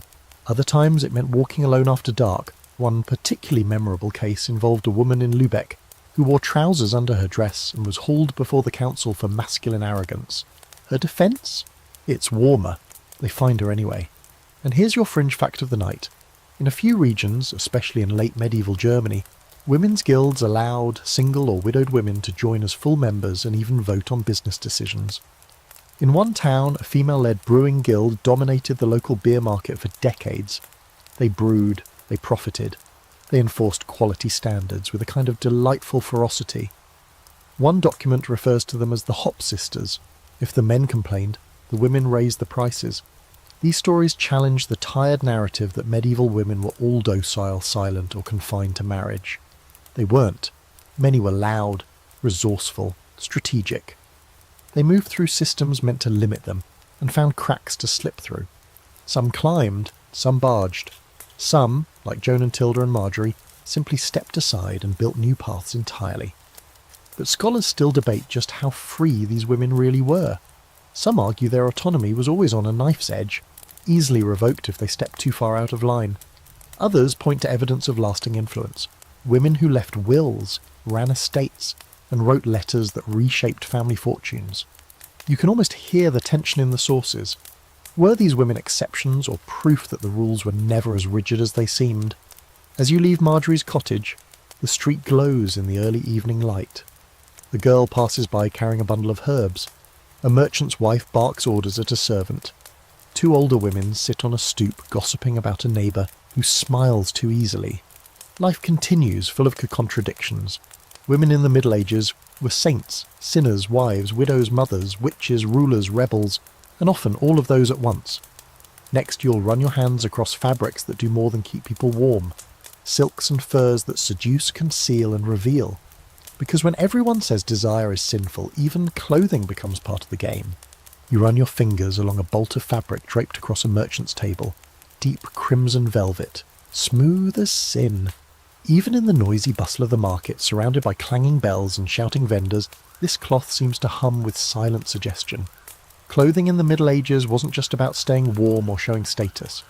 It was seduction, armour, manipulation, sometimes all at once. It whispered things no mouth dared speak. Because when the church preached modesty and restraint, people did what they always do. They got creative. The merchant waves you over, eager to show off his imported goods. He holds up a length of fine Italian silk, dyed blue with crushed lapis and thin as breath. It catches the light, shimmer slipping over its surface like water. For noble ladies, he says, but you can tell it's not meant to cover much. In the upper classes, layers of gauze and silk weren't just luxuries, they were strategic distractions. A neckline that dipped just far enough, a sleeve that clung to the curve of a wrist, a hem that lifted a little too high in motion. Skin was always a flicker away. Sumptuary laws, those fancy words for clothing restrictions, were supposed to stop this. Issued by the church and secular authorities alike, they dictated who could wear what. Commoners couldn't wear velvet. Prostitutes had to wear specific colours. No woman could wear pearls unless her husband earned a certain income. And no one, not even queens, was supposed to show too much flesh. Naturally, everyone ignored these laws or found clever ways around them. You see a woman passing by in a gown that hugs her hips a little too closely, the lacing along her back deliberately tight. Her head is covered, yes, because modesty, but her hair peeks out in golden curls from beneath her veil. That's intentional. In fact, hair itself was considered wildly erotic. Theologians wrote treatises about it. St. Paul said women should keep it covered, lest they tempt men into sin. But behind closed doors, hair was unbound, brushed, scented, and displayed for lovers like a personal striptease. Then there are the shoes. Oh, the shoes. In the late Middle Ages, men wore poulaines, long, pointed shoes that stretched several inches past the toes, curving up like a wink. The church hated them, called them prideful, sinful, obscene. Why? Because the longer your shoes, the richer, and therefore more sexually suspect, you appeared.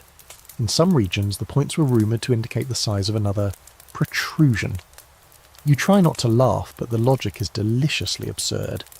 Women had their own tricks, fitted bodices, side lacing that accentuated the waist, cloaks that could be pulled closed or left open just enough. Even the smell of clothing mattered. Garments were often infused with herbs, rose, lavender, frankincense, scented signals that said I'm clean, I'm wealthy, or sometimes I'm ready. There were no Chanel counters, but the effect was the same. Smell, texture, colour, each a code. The church, of course, panicked. Over and over, sermons warned that rich fabrics led men to sin, and women who dressed too finely were temptresses of the devil. One preacher warned that silk clung to the body like Satan to a soul. Another said fur-lined sleeves were like velvet paths to hell. You wonder if he ever touched one. And here's a quirky fact for the night. Some medieval men wore codpieces, little fabric pouches at the front of their hose, not just to protect themselves, but to exaggerate what they had. Early on they were functional, but by the 15th century they'd grown ambitious, padded, stuffed, embroidered. Some were shaped like literal animal heads or held open like flower petals. One even had a tiny dagger sewn to it, for no discernible reason except maybe overcompensation. The codpiece became such a symbol of masculine virility that scholars today still debate whether it was more about sex or status, or both. A knight in a well-fitted doublet with an oversized codpiece wasn't just saying I'm a warrior, he was also saying I have heirs. And possibly I have syphilis, since some were designed to hold medicated cloths for infected men. But let's not ruin the fantasy just yet. Meanwhile, in courtly circles, fashion turned into foreplay. Lovers would give each other clothing tokens, a glove, a ribbon, a sleeve. These weren't just sentimental, they were invitations. A ribbon worn on the arm signalled devotion, a dropped handkerchief could launch a scandal. You read one love poem where a man spends 10 lines describing the texture of a woman's stocking before ever mentioning her face. Clothes made the body visible and hidden at once, a game of suggestion and denial. Not all messages were private. In some places, clothing became political. During the 100 Years' War, English women were forbidden from wearing French styles, a subtle way of aligning loyalty with morality. To wear the wrong cut or fabric was considered almost treasonous, as if lace could betray a kingdom. You find yourself staring at a gown in a tailor's shop, green velvet laced up the front with slits at the sleeves that let the linen underdress puff out like clouds. It's sensual without being vulgar, expensive without being loud. You can see a noblewoman wearing this at court, carefully not spilling her wine, smiling just enough at her rival's husband. She knows what she's doing. Fashion in this world is not frivolous. It's strategy, it's language. And yet the rules still hung heavy. A woman who dressed too finely could be called vain. A man who wore soft fabrics could be mocked as effeminate. Gender norms were as stitched into clothing as the embroidery. One record from London shows a man arrested for wearing a woman's cloak and acting coy. He was fined and forced to parade through the city in drag while being pelted with dung. It wasn't just about fabric, it was about keeping everyone in their place. Scholars still argue over whether these fashions liberated or constrained. Did they let people express secret desires through symbols, or did they just wrap lust in another layer of social expectation? Like so much in the Middle Ages, the answer lies in the tension. People wanted to feel beautiful, wanted to be desired, and when speech failed, fabric spoke for them. As you leave the market, the wind lifts the edge of your cloak, and a passing man glances. Too long, too bold, you ignore it, but the message is clear. You're part of the game now. Dressed or undressed, you carry the story of your body wherever you go. Next, you'll enter the dreamscape, where demons take lovers' shapes. Saints writhe in visions, and lust is explained away by the supernatural. It's time to meet the creatures medieval people blamed for everything that happened in the dark. The night falls heavier here, darker than any you've known in this journey so far. You're no longer in the courtly gardens or the bustling brothel alleys. Now you walk through a village smothered in silence, shutters bolted tight, candles snuffed out early. Even the dogs are quiet. The fear here isn't of thieves or sickness, it's of what visits in the night. You're entering the world of medieval demons, where desire and dread twist together in fevered dreams, and where succubi and incubi wait just beyond the reach of the candlelight. You hear about it first from a shepherd who crosses himself 3 times before he speaks. She said it came through the wall, he mutters. Took her in her sleep. Looked like her husband, but with burning eyes. The woman he's talking about hasn't left her bed in days. She won't speak, just stares. The priest says she's been touched by the devil. The midwife whispers that she's had a visitation. No one says what they really think, that she had a dream so vivid it shook her body, and her soul. In the medieval mind, lust that arrived uninvited, inexplicable, especially in dreams or between sleep and wakefulness, had to come from outside. It couldn't be the self. It had to be a demon. And so the incubus and succubus were born, shape-shifting spirits who slipped into your bed when your defences were down. The incubus male assaulted women, the succubus female preyed on men, though to be honest the rules got fuzzy pretty fast. Some demons apparently didn't care about gender, some switched forms, some took on the shapes of lost lovers or dead spouses, easing their way into dreams with familiarity, then taking what they wanted. You flip through a dusty copy of the Malleus Maleficarum, that charming 15th century witch-hunting manual, and find entire chapters dedicated to demonic lust. The authors, 2 fanatical inquisitors, claim demons collected semen from sleeping men and used it to impregnate women. Stealing seed became their explanation for untraceable pregnancies, nocturnal emissions, and even homosexual encounters. It was, in their minds, a logical system of infernal reproduction. Totally scientific, completely insane. But the fear was real. People believed their dreams were not private. If you woke up flushed, panting, or with signs of arousal, you could be accused of inviting demonic activity, even if you swore you were asleep. For women especially, it was a double bind. Admitting to arousal meant danger. Denying it, if someone else suspected, could lead to punishment. In some convents, nuns reported visions of devils with warm breath and fingers like flame. Others claimed to see beautiful men who whispered Latin and kissed their necks as they recited psalms. You think about how lonely those cloisters must have been, and how easy it is for suppressed longing to wear the mask of a nightmare. Not everyone feared the demons, though. Some tales read suspiciously like fan fiction. One woman in Milan was put on trial for claiming she willingly slept with a demon who appeared as a dark-haired knight. She described the encounter in scandalous detail. His eyes, his voice, the way he moved like smoke. The court condemned her as a heretic, of course, but you can't help wondering if she'd just found a clever, dangerous way to talk about her desires. If society gives you no safe language for wanting, you borrow the devil's. The church naturally leaned into the horror. Preachers gave long, terrifying sermons about lustful spirits that waited for the careless. They warned that masturbation summoned succubi, that dreams of sex opened your soul to possession, that pleasure without purpose was a doorway to damnation. They described demonic lovers who left claw marks, sucked the life from you, made your limbs heavy and your mind foggy. You read one priest's account of a nun who bled from the thighs and confessed to nightly ravishment. He doesn't ask if she was sick or lonely. He calls her marked by hell. But here's the quirky twist. Some medical writers didn't blame demons at all. They thought it was just bad digestion. Yes, really. In certain medical texts, particularly from the Islamic world, and later translated to Latin, nighttime emissions and erotic dreams were said to be caused by vapours rising from the stomach to the brain. The solution? Better food, fewer onions, maybe a laxative, which honestly is kind of refreshing. The open scholarly debate, though, is about what all this meant socially. Were demon lovers just metaphors for sexual repression? Were they a scapegoat for trauma, desire, or consensual acts turned scandalous? Some argue they were a cultural coping mechanism, a way to make sense of a body that betrayed you in sleep, or emotions too volatile to name. Others believe that these visions and visitations were, at least in part, performative. Stories designed to satisfy both the confessor and the confessor's audience, whether that be a priest, a judge, or a crowd hungry for lurid details. You climb a narrow staircase into the attic of a forgotten priory and find a manuscript filled with scribbled prayers. In the margin, a monk has drawn what appears to be a woman with wings, kneeling on a man's chest. Above her is a Latin phrase, Domina Somniorum, Lady of Dreams. You stare at it longer than you mean to. The lines are shaky but intentional, tender even. It doesn't look like a warning. It looks like longing.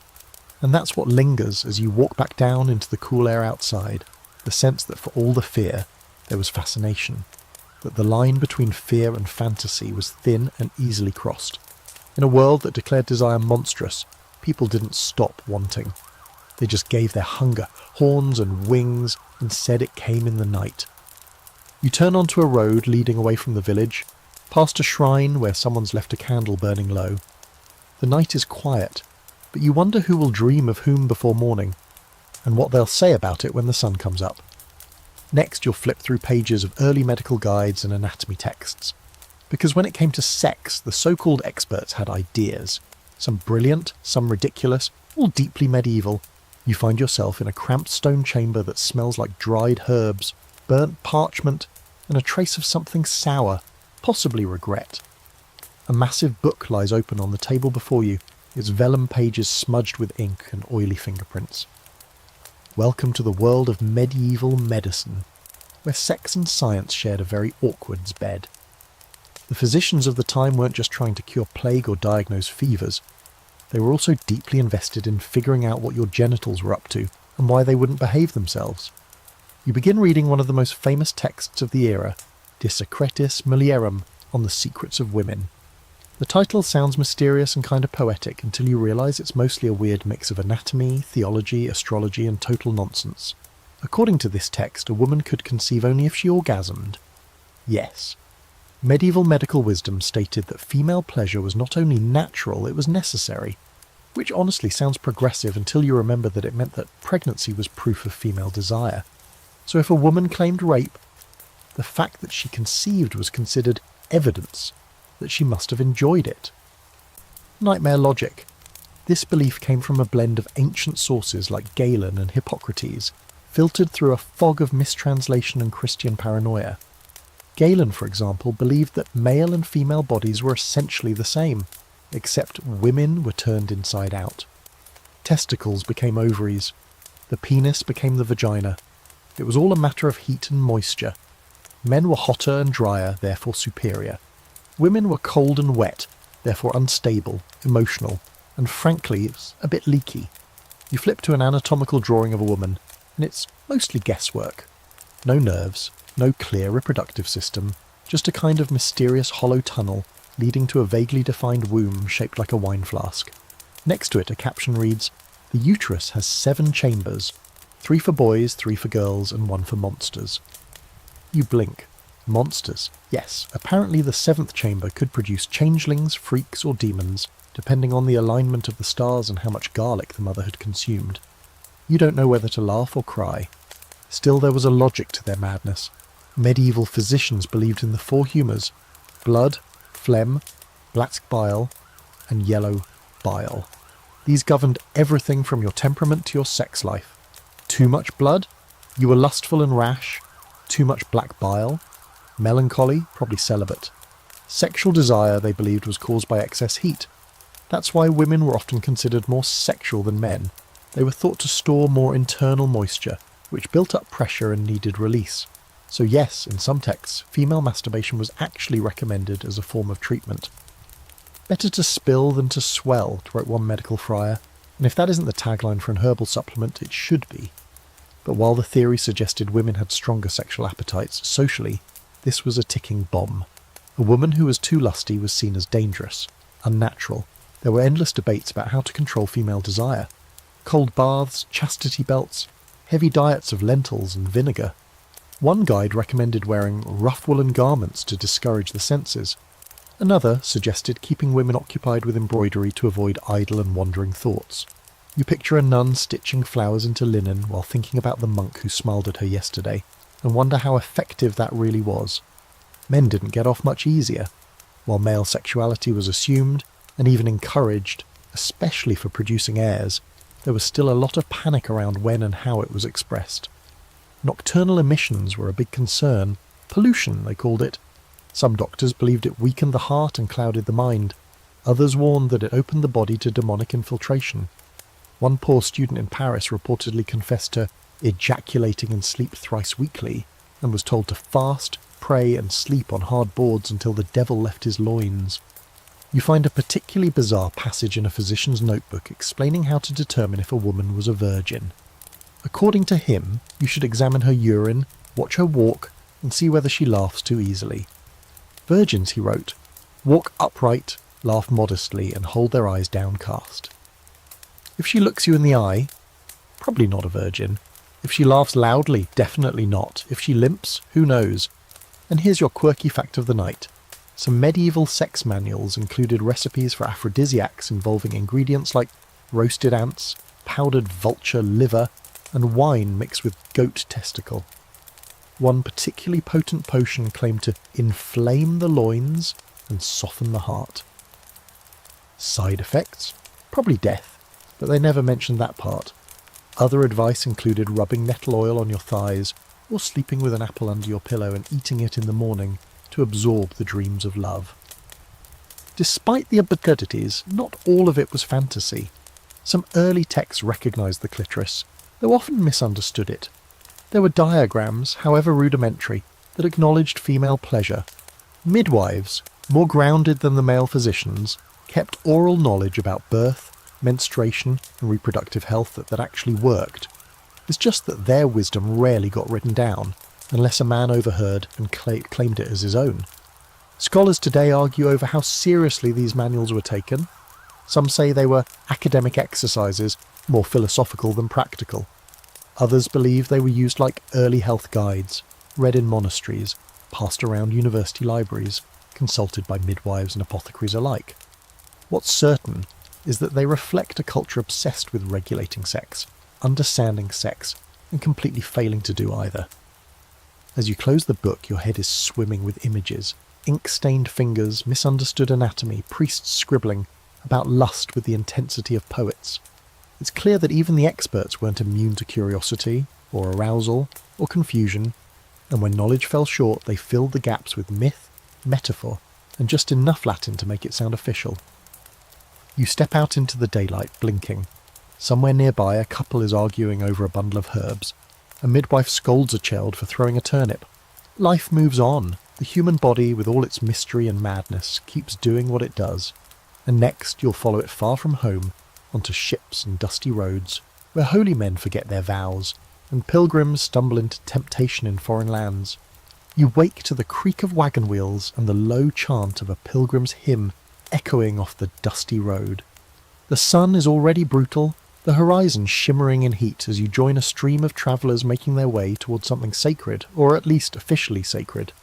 This is a crusade route, a pilgrimage path, a ribbon of devout feet and tired bodies stretching from Europe into the Holy Land, or toward Canterbury, Santiago, or Rome. And while everyone here claims they're walking for their souls, the reality, of course, is much messier.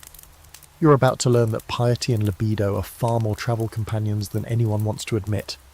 You first fall in step beside a monk, brown robe, sandals worn smooth, eyes fixed on the path ahead. He tells you he's taken vows, poverty, obedience, chastity, but his voice cracks a bit on that last one. It's different out here, he mumbles, looking away. On the road. You've heard that before. Pilgrimage, with all its spiritual baggage, also brought anonymity, new towns, no relatives watching, and in many cases, no real oversight, which means that people who left home to purify themselves often found themselves neck deep in the very sins they claimed to flee. In one roadside tavern, you witness a knight drinking heavily, boasting that he's taking the cross, but his hand is firmly planted on a barmaid's thigh. Nearby, two supposed pilgrims play dice for a girl's scarf, possibly stolen, definitely scented. These travellers aren't all holy. Many are bored. Some are broke. More than a few are looking for redemption in the same place they're also looking for flesh. A surprising number find both in the same bed. This isn't some fringe phenomenon. Towns along pilgrimage routes had entire economies built around servicing the bodies of pilgrims, not just feeding and housing them, but offering companionship of a less than holy nature. Temporary brothels popped up like mushrooms along the trail. Some were disguised as bathhouses, others didn't bother pretending. And in Jerusalem itself, crusaders were famously accompanied by a retinue of camp followers, many of them sex workers who marched just behind the banners of the cross. In fact, when King Richard the Lionheart led his crusade to the Holy Land, he didn't just bring knights, he brought women, a lot of women. Some were noble companions, others were washerwomen, the preferred euphemism for travelling lovers, paid or not. Church leaders huffed and puffed, of course, but nothing much changed. Crusades were months, even years long. Men wanted release, women wanted protection, food, or sometimes just the chance to escape their pasts. Sex wasn't the exception on these journeys. It was routine. You flip through a soldier's diary, carefully preserved in a German abbey, and find an entry that reads, "We prayed at the tomb of Christ, and after I lay with a girl from Acre. She smiled as if I had blessed her." It's not regret, it's remembrance, and it tells you everything. The holy mingle with the profane so thoroughly that sometimes even the pilgrims couldn't tell the difference. And it wasn't just straight-laced knights falling into temptation. Monks and priests travelled too, and many saw pilgrimage as a loophole. Far from their bishops, their abbots, their parishioners, they could sin quietly and return repentant. One friar from Avignon was known to travel with a cousin who mysteriously resembled a young novitiate in a borrowed dress. They switched roles in different towns. He heard confessions, she caused them, and here's a fringe fact you'll wish wasn't true. In some cases, brothels along pilgrimage routes operated with church protection. In exchange for regular donations or strategic silence, certain orders looked the other way. A few even collected penance fees from pilgrims who confessed to visiting these places, then turned around and collected taxes from the establishments themselves. That's medieval capitalism at its finest. But it wasn't always transactional. On the road, emotions ran high. You meet a woman named Beatrice, a weaver from Valencia who claims she fell in love with a Breton pilgrim somewhere outside Genoa. He said he'd write, she shrugs, but letters don't walk. She doesn't seem angry, just wistful. Her voice catches the little when she says his name. Love bloomed between mud and prayer, and sometimes it lasted only a few nights. Sometimes that's all it was meant to be. Still, for women, pilgrimage was a mixed blessing.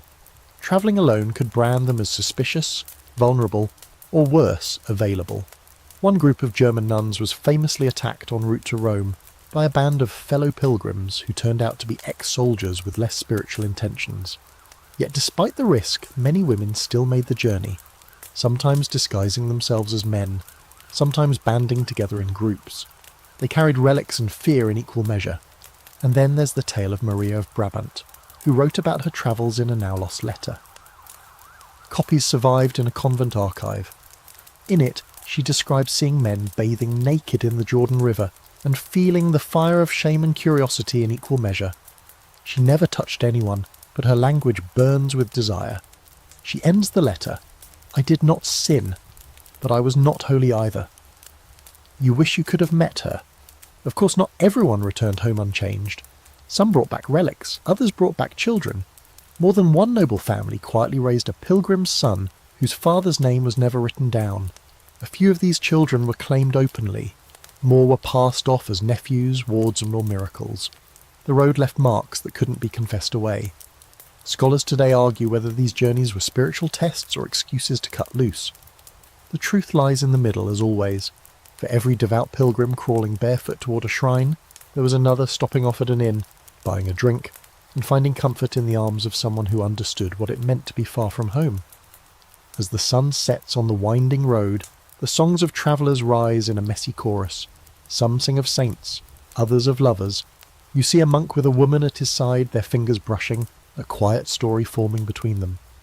And you know the journey isn't just about reaching a shrine, it's about everything that happens along the way. Next, you'll take a bite of forbidden fruit. Herbs, elixirs, and magical concoctions said to stir the loins, bend wills, or cure a cold. Love potions, aphrodisiacs, and the dangerous art of making someone want you. You open the door to an apothecary shop and immediately feel like you've stepped into a sorcerer's pantry. The smell's overwhelming. An aggressive bouquet of lavender, mouldy rose petals, bitter wormwood, and something vaguely animal. Glass jars line every shelf, filled with pickled roots, dried mushrooms, crushed beetles, and powders in shades you're not sure nature intended. In the back, a woman with ink-stained fingers is hunched over a mortar, grinding something that smells like rotting oranges and cloves. She looks up with the faint smile of someone who knows things you probably shouldn't ask about. "Looking for something special?" she says. "To cure or to cause? Welcome to the world of medieval aphrodisiacs and love potions, where desire could be coaxed from a bottle, attraction stirred into a brew, and heartbreak cured with just the right powder, tucked into a lover's wine. In a time when open talk of sex was dangerous, people turned to plants, superstition, and a dash of kitchen witchery to get what they wanted, without ever saying it out loud. She shows you a bundle of dried yarrow tied with red thread. "Boil this," she says, "and have him drink it before dusk. If his eyes linger on your lips afterward, it worked." Yarrow was believed to stimulate desire, especially when paired with honey and red wine. Another shelf holds crushed cantharides, Spanish fly, made from blister beetles, dried and powdered. Highly toxic, of course, but in small enough amounts it was said to cause genital swelling and a fevered need for release, or death. It was a fine line, honestly. There's a jar labelled monk's breath. Inside, dried parsley and powdered gallingali. You're told it's good for cooling an overactive libido, given by cautious wives to pious husbands or nervous nuns to themselves. Nearby, a small vial marked with a crude heart shape holds an infusion of mandrake root. This one's famous, mandrake, with its vaguely human shape and eerie shriek when pulled from the ground, was said to stoke passion and create an almost mystical hunger. It was also rumoured to grow beneath gallows, nourished by the final emissions of hanged men. Romantic, no? And it wasn't all about seduction. Some potions were meant for revenge. You find one recipe titled "To Sour a Man's Blood." The ingredients? Mustard seed, sour wine, grave dirt, and fingernail clippings. Women would slip a few drops into a lover's drink to make him weak, less aggressive, or, in some cases, impotent. Whether it worked or not didn't matter. The belief did. Still, most of these concoctions weren't evil or malicious. They were just hopeful. In a world where marriages were arranged, options limited, and desire often dangerous, people reached for control wherever they could find it. A girl with no dowry might try a love charm to catch a merchant's eye. A young man too shy to speak might wear a bag of rosemary and a nace sewn into his shirt, praying the scent would give him confidence. Every herb had meaning, every blend a story. You learn that garlic rubbed on the thighs was thought to bring heat to the loins. Nutmeg, powdered and sprinkled on wine, was believed to loosen tongues and tighten bedsheets. Fennel, when worn in a locket, could repel unwanted attention, which feels like the medieval version of ghosting. There's even a practice where lovers wrote each other's names on bay leaves, tied them to their ankles, and danced under the moon to ensure fidelity. The ritual ends with burning the leaves. If the flame crackles, your love is true. If it hisses, someone's cheating. But not all love magic was herbal. There were prayers, incantations, and talismans too. One common charm involved writing the names of the three magi, Caspar, Melchior, and Balthazar, on a piece of parchment and hiding it in your lover's shoe. Supposedly, this would make them dream of you and wake up with their heart tilted in your direction. Another involved pressing a blessed coin to the tongue and whispering your beloved's name 9 times. If they looked at you before sunset, the spell had worked. And here's your odd fact for the night. In some rural regions of Eastern Europe, villagers believed that semen collected from a linen bedsheet, yes, collected, could be used to create a love salve when mixed with rose oil and ground bees. The concoction, rubbed on the lips and wrists, supposedly made one irresistible. You try not to gag. The desperation is palpable, but also kind of poetic.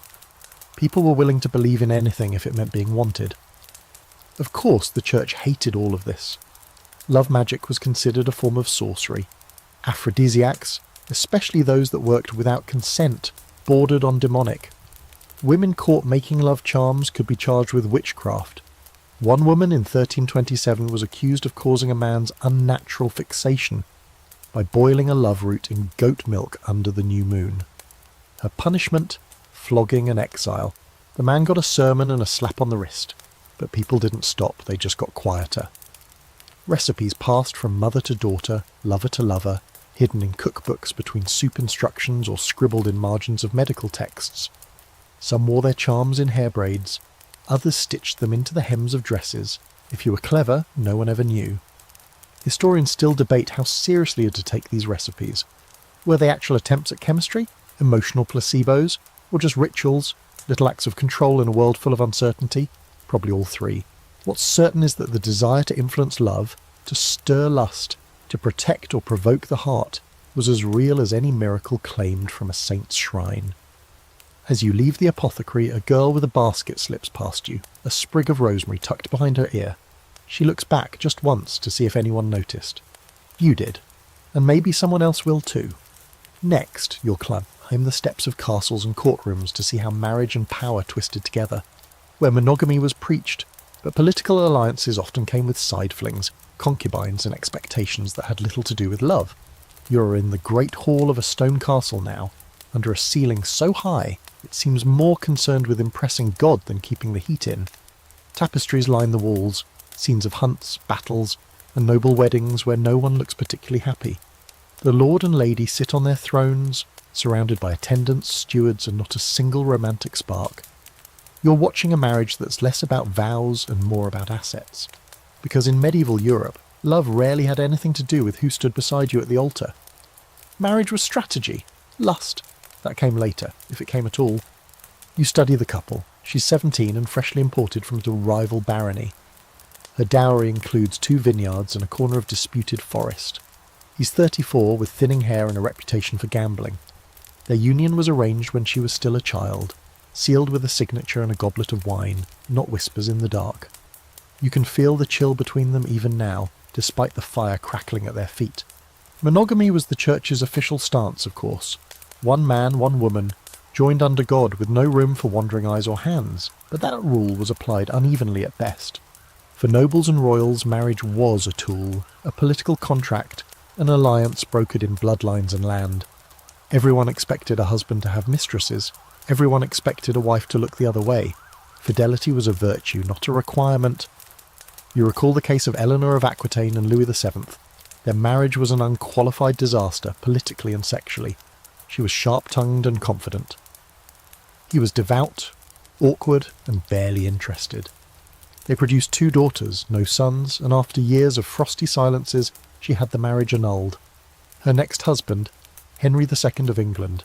They had 8 children, at least 2 legendary affairs, and enough marital dysfunction to fuel a Shakespeare cycle. Monogamy clearly was flexible, but while kings and lords had room to roam, women didn't. A wife caught in adultery could lose her title, her land, even her life. In some regions, an unfaithful noblewoman was imprisoned or forced into a convent. One duchess in Brittany was sewn into a sack and drowned for a rumoured affair with a knight. Her lover? Flogged, mildly, then reassigned to a post in the countryside, justice medieval style. Not all powerful women accepted this quietly. You read about a Castilian queen who kept her own lovers and dared anyone to challenge her. One of them, a poet, wrote that she touched him like a lioness and ruled him like a king. She wasn't punished. Her bloodline was too valuable, but her name was scrubbed from several court records, as if desire itself were something you could redact. It wasn't just nobility playing the game. Wealthy merchants in cities like Florence and Bruges also arranged marriages for profit. Their wives were expected to be silent, fertile, and dressed appropriately. One record shows a man fining his wife 10 silver coins for wearing green silk without prior approval. Another forbade his spouse from singing during supper because it was too joyful for a matron. Meanwhile, the same men kept courtesans on stipends and visited brothels under the guise of business meetings. And here's your quirky fact for the night. In 14th century Italy, there was a custom called friari, where noblemen arranged for their wives to have social companions, younger men, often poets or musicians, who were allowed to escort them to events, flatter them, and even share private moments. Officially, it was all very platonic. Unofficially, well, the husbands weren't exactly checking in every night. Some of these companions ended up in the wives' wills or in anonymous poetry that never quite died out. The church kept trying to intervene. Bishops preached that marriage was sacred, and any deviation from it would lead to eternal damnation or, worse, scandal. Priests gave sermons on the sanctity of the marriage bed. But they rarely called out powerful men. The rules were strict for peasants, enforced for commoners, and optional for anyone with a title. You start to realise that medieval monogamy was more about managing appearances than managing desire. Even the marriage ceremony itself had multiple versions. The church preferred marriages to happen before a priest, with witnesses and vows. But plenty of unions were sealed with nothing more than a verbal promise and a roll in the hay. Canon law eventually recognised these so-called clandestine marriages if they met certain criteria: mutual consent and consummation. In one famous case, a woman proved her marriage by producing the stained sheets, not from the wedding night, from a week before, behind a barn. Divorce in the modern sense didn't exist. Annulments did, but they were expensive and required a good excuse, usually consanguinity, turns out you were cousins, impotence, or evidence the marriage hadn't been consummated. Some couples faked these things to escape unhappy pairings. One man even hired a friend to testify that his wife smelled so foul it prevented intimacy. She claimed he simply didn't know what he was doing. The court ruled in her favour. Polygamy, officially banned, still made shadow appearances. Kings took concubines. Nobles kept unofficial second wives. In some cases, especially in border regions or among crusaders far from home, men had temporary wives, women they lived with, fathered children with, and then abandoned when they returned. The church occasionally tried to legitimize these unions or baptize the children, but mostly they were just brushed under the velvet rug of political expediency. Scholars still argue over whether medieval people believed in romantic love within marriage. Some did. You read letters between noble spouses filled with real affection. One knight wrote to his wife, "Your absence wounds me like a blade, and your letters are my only bandage." Sweet, right? But they were the exception and not the rule. Most marriages were work, strategic, public, controlled. As you leave the hall, the newlyweds are nowhere to be seen. Upstairs, their bedding is probably being watched by the chaperones with wine breath and high expectations. Whether they find desire or just duty tonight, no one seems to care. The alliance is made, the land is secured, the rest is details. Next, you'll sneak down into the cellar of lineage, the place where illegitimate children were born, hidden, claimed, or cast aside. Because nothing complicates medieval sex more than a baby born in the wrong bed. The hallway is narrow, the candles low. You follow a midwife down a winding back stair, past the sleeping nobles and polished halls of a manor house that pretends everything is perfectly in order. But below the grandeur, secrets swell like mildew behind fine tapestries. You step into a chamber tucked behind the kitchens, where a fire crackles and a woman cries softly into a wool blanket. She's just given birth, and from the looks exchanged between the midwife and the nursemaid, this child won't be celebrated. It wasn't born of marriage, it wasn't expected, and it's not entirely welcome. Illegitimate children in medieval society lived at the jagged edge of propriety. Sometimes protected, sometimes punished, always precarious. Everything depended on who your parents were and how willing they were to admit what happened in the dark. This baby, red-faced and squalling, is the daughter of a nobleman and a servant girl. He'll never publicly acknowledge her. He already has a legitimate heir upstairs, plump and rosy and watched by 4 nurses. But he might offer a purse of coins to the mother, a cradle, maybe a place in a convent when she's old enough, or maybe not. Sometimes the girls were sent away to foster homes, or taken in by nuns, raised as orphans with suspiciously generous dowries. Other times they were left at church doors with only a note and a whispered prayer. Among peasants, things were both simpler and harsher. A child born out of wedlock meant shame, yes, but it also meant fewer consequences, unless the father refused to claim responsibility. Bastardy fines existed in many villages. The man paid a small fee and the woman performed penance, often publicly, barefoot in church. But even in smaller communities, rumours had weight. A girl with a child and no husband became unmarriageable. Her options? Beg, work, or hope a wandering friar took mercy. In the noble class, illegitimacy was an open secret with elaborate etiquette. Kings had official mistresses, complete with households, titles, and children who were raised just a rung or two below the legitimate heirs. You read about Charles II of Navarre, who installed his favourite mistress in a tower near the castle, and sent his own wife letters filled with polite apologies and zero intention of ending the affair. Their children were educated, given land, sometimes even entered the clergy or married minor nobility. Some of these royal bastards became powerful figures in their own right. William the Conqueror, yes, that William, was famously known as William the Bastard before he took England by storm in 1066. His illegitimacy didn't stop him. In fact, he wore the insult like armour. Others weren't so lucky. Illegitimate sons could be barred from inheritance, denied titles, or forced into the church whether they wanted it or not. Women fared even worse. A nobleman's bastard daughter might be married off to a minor knight or sent to a nunnery, If she was exceptionally beautiful, she might follow in her mother's footsteps and become someone else's mistress. But love was rarely part of the equation. Legitimacy shaped futures, and the stain of being born on the wrong side of the sheets could last a lifetime. And here's your fringe fact for the night. In 13th century England, there was an actual legal term, filius nullius, used in court to refer to an illegitimate child. It means son of no one. Imagine being addressed like that in front of your neighbours. It wasn't just social, it was legal erasure. Bastards couldn't inherit unless formally legitimised by royal decree or papal blessing. And yes, people paid a lot to get those. Still, some tried to game the system. You come across a forged marriage document, crude handwriting, a fake priest's name. The nobleman used it to claim his mistress had actually been his secret wife all along, thereby making their son legitimate. The ruse lasted 6 months before the real priest turned up and ruined everything. The son was stripped of inheritance, and the mistress mysteriously died during illness. You don't ask questions. Sometimes the opposite happened. Lovers married after the child was born, hoping that a post-facto wedding would clean things up. Canon law had debates about this for centuries. Could marriage retroactively legitimise children? The answer changed depending on which pope you asked. Some said yes, others absolutely not. Scholars still argue whether these shifting rules were acts of mercy, or just a cynical way to control inheritance and keep power in the right hands. But not every story ends in tragedy. You meet a boy named Thomas, born of a merchant and his seamstress mistress. The father never married the mother, but he paid for Thomas's education and apprenticed him to a scribe. Now grown, Thomas writes contracts for land deals and has the neatest penmanship in the county. He's not nobility, he'll never inherit a manor, but he's respected, clean-clothed and fully aware of where he came from.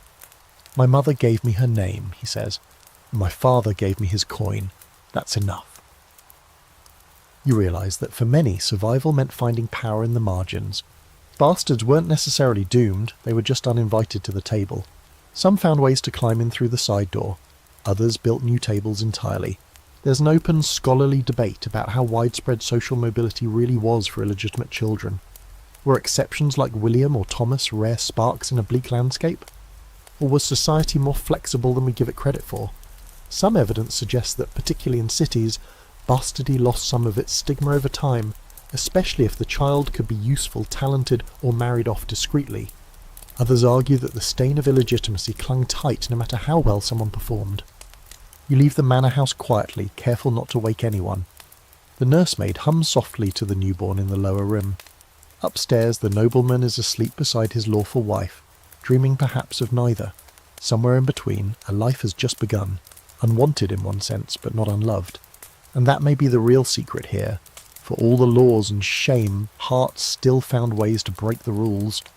Next, you'll slip into more radical spaces, where heretics preach salvation through sex, couples share each other as property of the divine, and free love means something far older and stranger than Woodstock ever imagined. You've wandered far off the main road now, past the manors and monasteries, beyond the reach of bishops and barons. You're in a clearing ringed by trees that seem to lean in just a little too close, as if they've heard something they shouldn't repeat. There's a small gathering around a fire, men and women, young and old, cloaked in simple wool and quiet defiance. One woman sings softly, her voice weaving through the smoke. Another reads from a scroll not recognised by any official church. You found the heretics, the radicals, the ones who dared to mix sex and salvation, and weren't all that sorry about it. Welcome to the fringe movements of medieval Christianity, where doctrine is loose, desire is spiritual, and nothing is quite what it seems. You're about to meet people who believed fervently that God lived not in celibacy, but in the body, that the divine could be accessed through touch, and that denying pleasure was the real sin. You sit beside a man named Elias, broad-shouldered and intense, with fingers stained from copying texts. He tells you he's part of the Brethren of the Free Spirit, a loosely organised, wildly controversial movement that gained traction across parts of the Holy Roman Empire and Low Countries in the 13th and 14th centuries. Their core belief? That once a soul was truly united with God, it transcended sin, which meant that anything they did, anything, was no longer sinful, including sex, especially sex. The church, predictably, was horrified. The Brethren rejected sacraments, ignored clerical authority, And, most outrageously, some of their members claim to be literally divine. "I am God," one female mystic allegedly said, "and everything I do is holy." You imagine how well that went over in Rome. But the ideas spread. One woman, Marguerite Porete, wrote a mystical treatise called The Mirror of Simple Souls, which argued that the soul must surrender to divine love completely, even if that meant abandoning moral law. The church burned her at the stake in 1310, but her book kept circulating underground. Scholars still debate whether she practiced sexual mysticism herself, but others certainly did. You hear about sects where members stripped naked during rituals, both symbolic and literal acts of shedding sin. In some communities, couples shared each other as expressions of divine unity. One heretical group believed that true purity came only after full indulgence, that you had to experience all earthly pleasure before you could be truly free of it. Imagine explaining that to your confessor. And here's your fringe fact for the night. In 14th century Bohemia, a radical sect called the Adamites lived communally, rejected clothing entirely, and believed that prelapsarian nudity, that is, the naked state of Adam and Eve before the fall, was the purest form of existence. They danced, sang, and slept together in the open, claiming they had returned to Eden. The church sent troops. It did not end well. You listen as a woman named Clara speaks. She's in her 30s, with a crescent-shaped scar at her temple and eyes that watch everything. She talks about love, not just romantic love, but sacred eros. The flesh, she says, is the scroll where God writes. For her, sex isn't just human, it's holy. She describes how, in certain rituals, lovers recite psalms during climax, how prayer becomes a kind of foreplay, how kissing, when done with intention, becomes a sacrament. Not everyone in the group practices this openly. Some still wrestle with guilt, others walk both worlds, attending mass by day, then returning to the woods by night. And yet you sense a quiet conviction among them. They're not rebelling for the thrill. They genuinely believe that desire, when embraced honestly, brings them closer to the divine. Of course, the institutional church saw this as a threat. Not just the theology, but the liberation. If people didn't fear sin, how could you control them? If women claimed sexual autonomy as spiritual truth, how could you silence them? And perhaps most terrifying of all, if peasants and wanderers could find salvation without priests or confession, what was left for the hierarchy to do? Inquisition records from France and Germany are filled with frenzied accounts of these groups. But the line between truth and slander is thin. Did the brethren really engage in orgies? Or were they accused of it because they dared to question authority? Were the Adamites dangerous, or just inconveniently naked? Even modern scholars can't agree. Some see these movements as proto-feminist, proto-egalitarian responses to a repressive church. Others argue they were chaotic, misguided, and occasionally exploitative. You meet a young couple, Mira and John, who've been living among the Free Spirit followers for 2 years. They tell you they used to be married in the official church.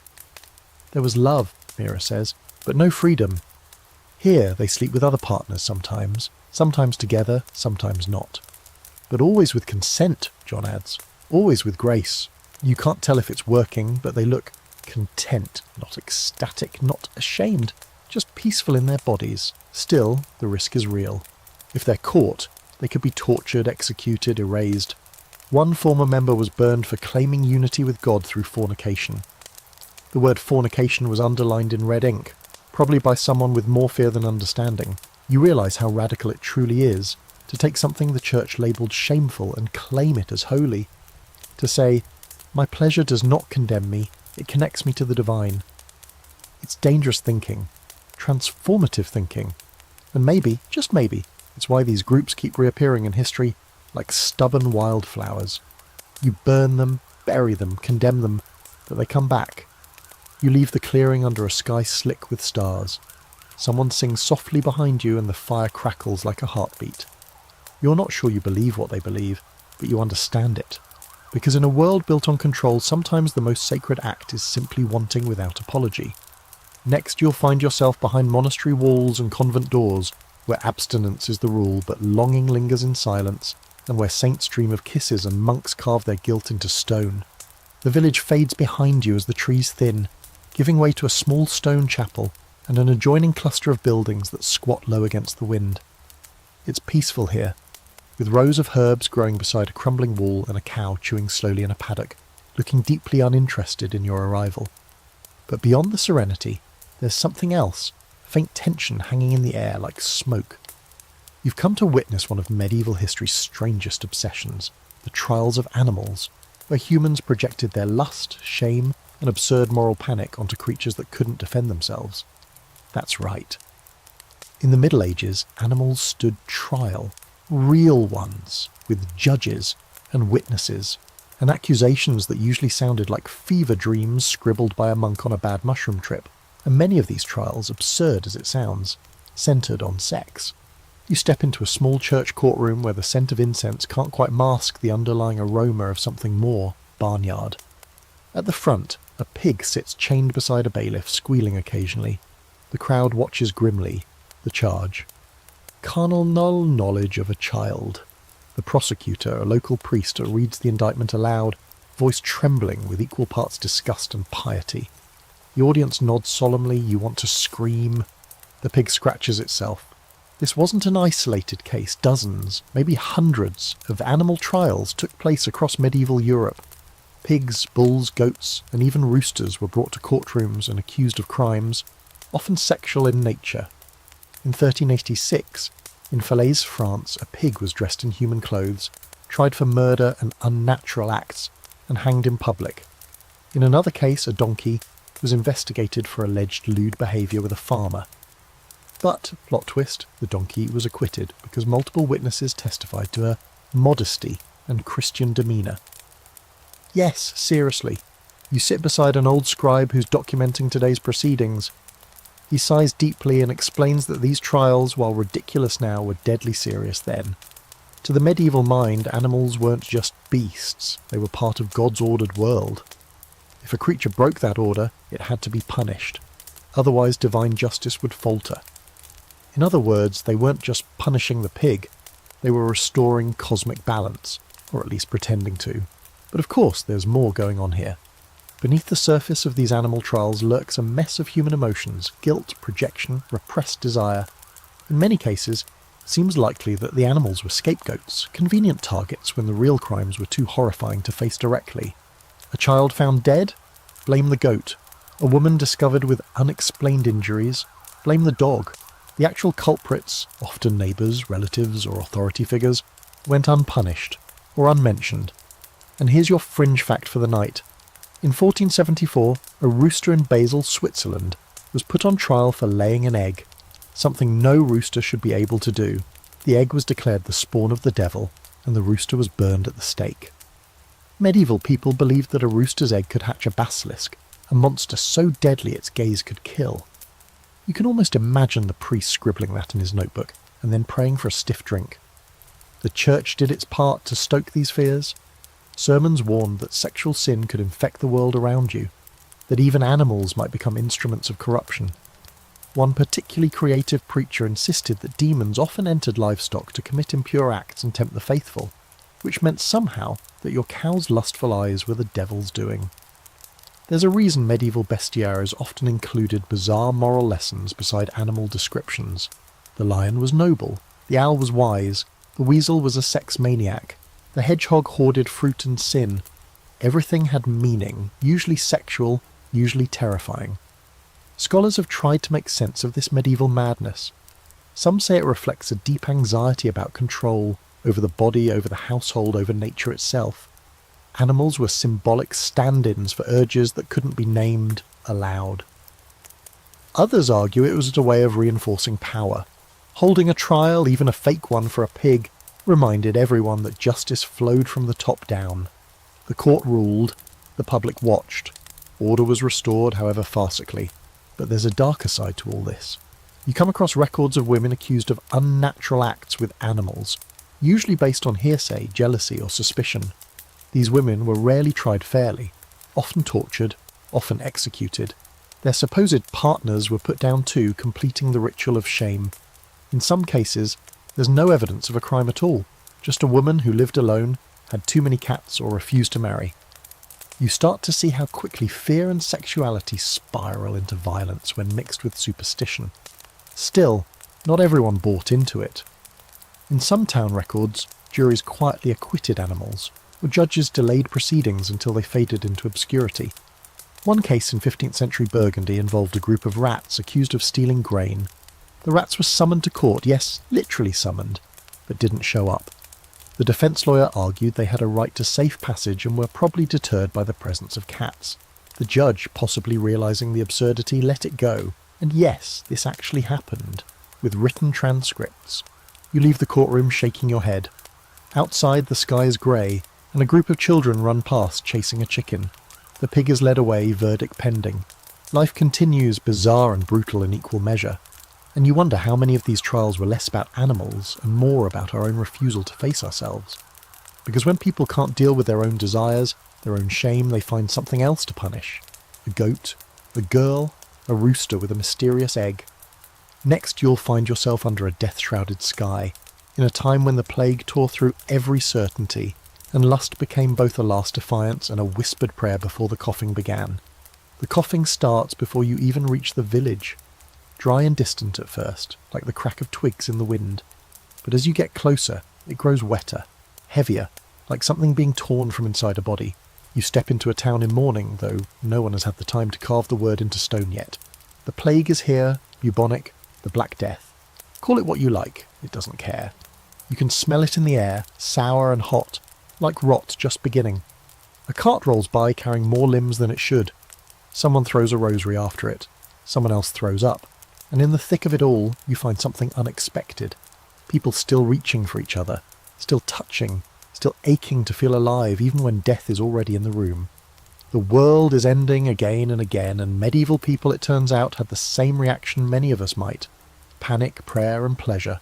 Some turned holy, others turned wild, and many drifted between the two depending on the hour, the sermon, or who was offering them a drink. You duck into a tavern, one of the few still open, and find it strangely full. The barkeep is coughing into his sleeve but still pouring ale. Two men argue about whether the world will end in fire or frogs. A woman is perched on a man's lap kissing him between drinks. Everyone here smells faintly of sweat and fear. You sit beside a weaver named Hal, who lost 3 brothers last week and hasn't blinked since Tuesday. "We're all damned," he says casually, as if commenting on the weather. "Might as well have some warmth on the way down." That attitude, surprisingly common, gave rise to a strange surge in erotic behaviour during the plague years. People flocked to brothels, not just for sex, but for comfort, for escape, for the illusion that life still had some sweetness left. Others engaged in spontaneous affairs, public displays of desire, and risked the wrath of both God and coughing neighbours to feel another body press against theirs. Some of it was desperation, some of it was defiance. When you believe the sky is about to fall, rules get fuzzy. Morality becomes optional. One chronicler from Avignon wrote bitterly of men who had never spoken to a whore before, now spending their last pennies in her bed, declaring love with every dying breath. He sounded disgusted, but you suspect he was also jealous. And here's your fringe fact of the night. In a few plague-stricken towns, local authorities actually relaxed restrictions on sex work during the worst waves of death. They figured if people were going to die, they might as well be distracted. In Paris, some brothels even received temporary protection, considered relief services by desperate city councils. Bodies for hire, one official wrote, to soothe the minds of the terrified.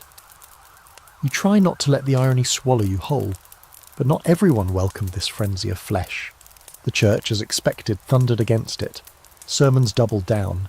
Priests called the plague a punishment for sexual sin, and accused those who continued to lie together of dragging the rest of the world into hell with them. The fornicators, one monk wrote, stir God's wrath into pestilence, which you have to admit has a certain poetic ring to it. Flagellant movements rose up in response, groups of men who whipped themselves through the streets, begging for forgiveness and driving out desire one lash at a time. Some of them forbade sex entirely, even between married couples, arguing that abstinence might spare their souls. Others, paradoxically, became so consumed with holiness that they slipped into a kind of ecstatic trance, moaning and writhing in what looked suspiciously like something else. Scholars still argue over whether these were spiritual seizures or thinly veiled orgasms. The line between pain and pleasure was blurred, especially when God was watching. And there's the rub. Everything became symbolic. A kiss was defiance. An orgasm was rebellion. Holding someone's hand as the boils rose on your neck wasn't just romance. It was war against despair. You meet a young woman named Elsa, cheeks flushed, eyes hollowed from weeks of bad sleep and bad air. She tells you she slept with the same man who buried her sister. "We didn't mean to," she says, voice barely above a whisper. "We just didn't want to be alone. Not that night." He's dead now. She isn't. Yet. Bodies were everywhere after all, in piles, in beds, in fevered dreams. The line between death and desire got twisted fast. Some believe that lust itself spread the plague, especially among the poor. Others believed it was the rich who brought the disease from their travels, their luxuries, their excess. Nobody really knew. The fleas didn't discriminate. But still, people tried to love, and sometimes they tried to love honestly. You hear of couples who married quickly, without priests, just to have someone's name to say in the dark. One young scribe wrote that he shared his bed with a girl from a rival village for a week during the worst of it. "We didn't speak much," he scribbled, "but we held each other. That was enough." There's no record of what happened to her, and yet amidst all this yearning, not all touches were tender. The breakdown of social order opened the door to exploitation too. Desperate women were forced into sex for shelter. Children were abandoned or sold. Brothels turned into death traps. There are accounts of men robbing plague corpses, then returning to their lovers without even washing their hands. The sickness didn't just rot lungs, it rotted conscience. Still, even in this decay, you feel something deeply human holding on. In a makeshift shelter outside the town walls, two people share a thin blanket, their fingers barely brushing, and that simple connection carries more power than 100 sermons. They aren't pretending they're safe, they aren't even pretending they're clean. They're just choosing to feel something before the lights go out. Scholars today still wrestle with the paradox of play and passion. Some argue the increased eroticism was a natural response to trauma. Others suggest it was always there, just unmasked by mortality. When everything else is taken, the body remains. And what people did with their bodies during the plague says as much about resilience as it does about fear.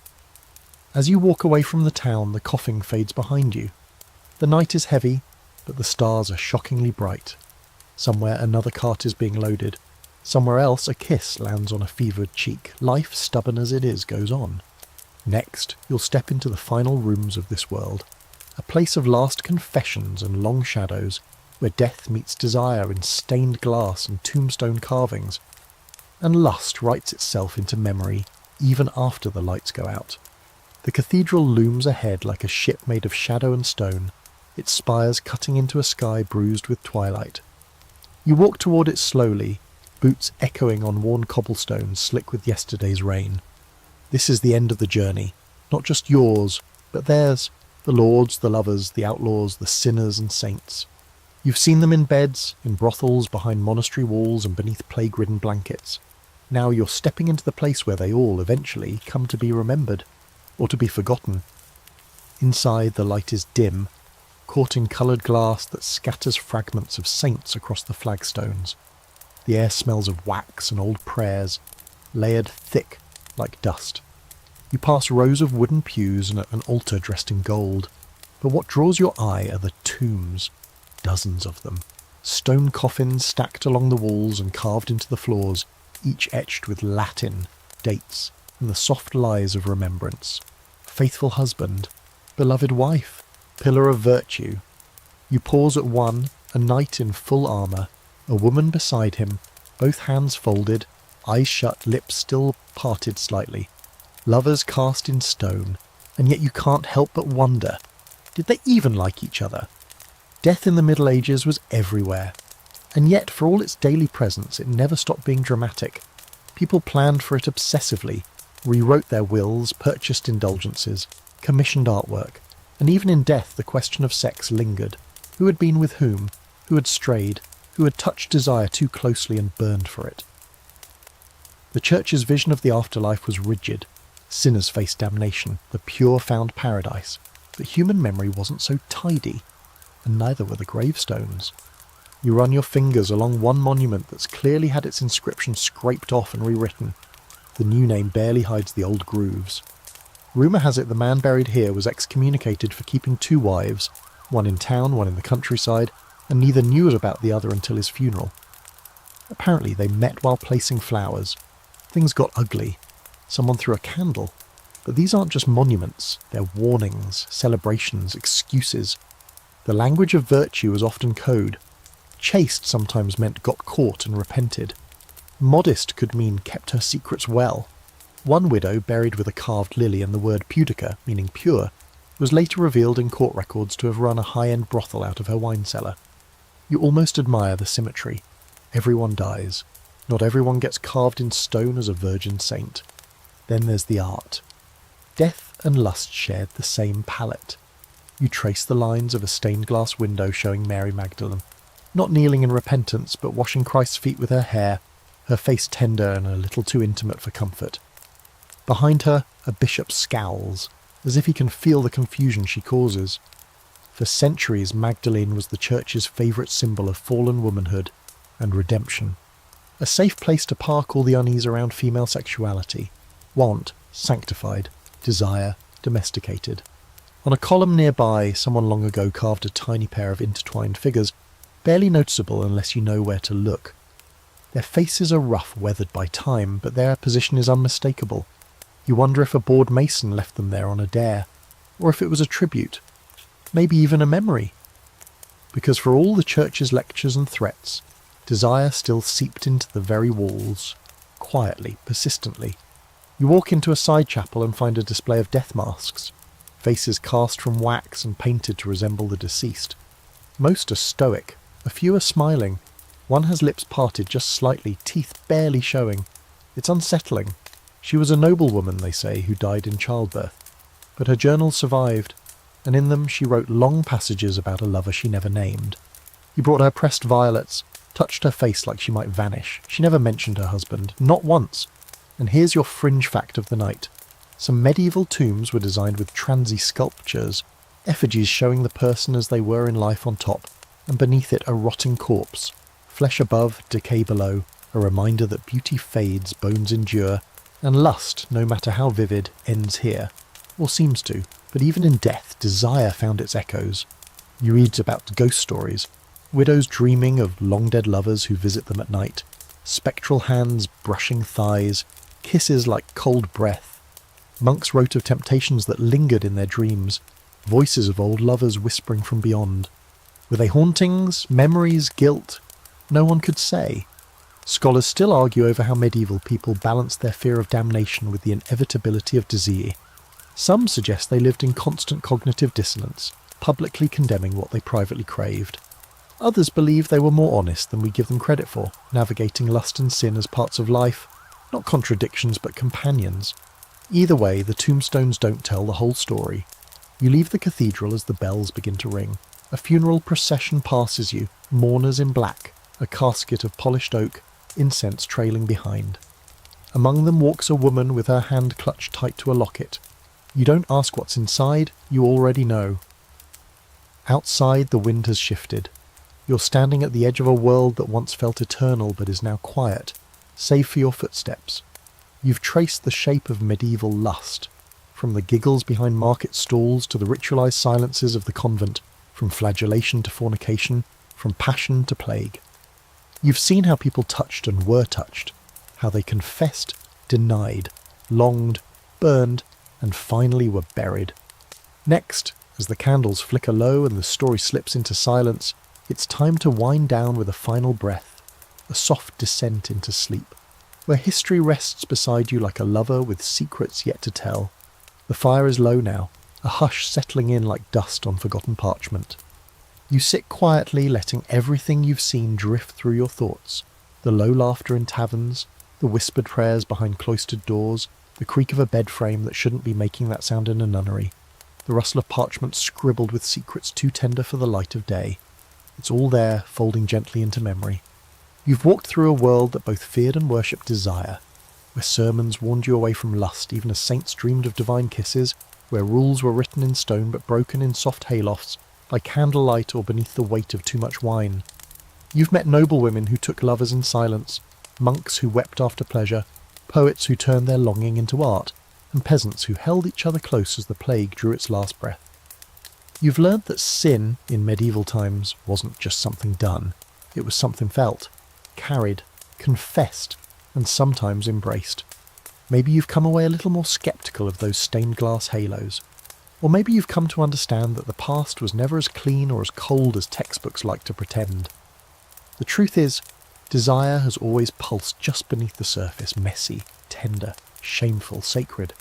So as you ease under the covers tonight, remember, history isn't made only in battlefields and courts, but in bedrooms and back alleys, in love letters and lace hems, in quiet, aching moments that no one thought to write down but somehow survived anyway.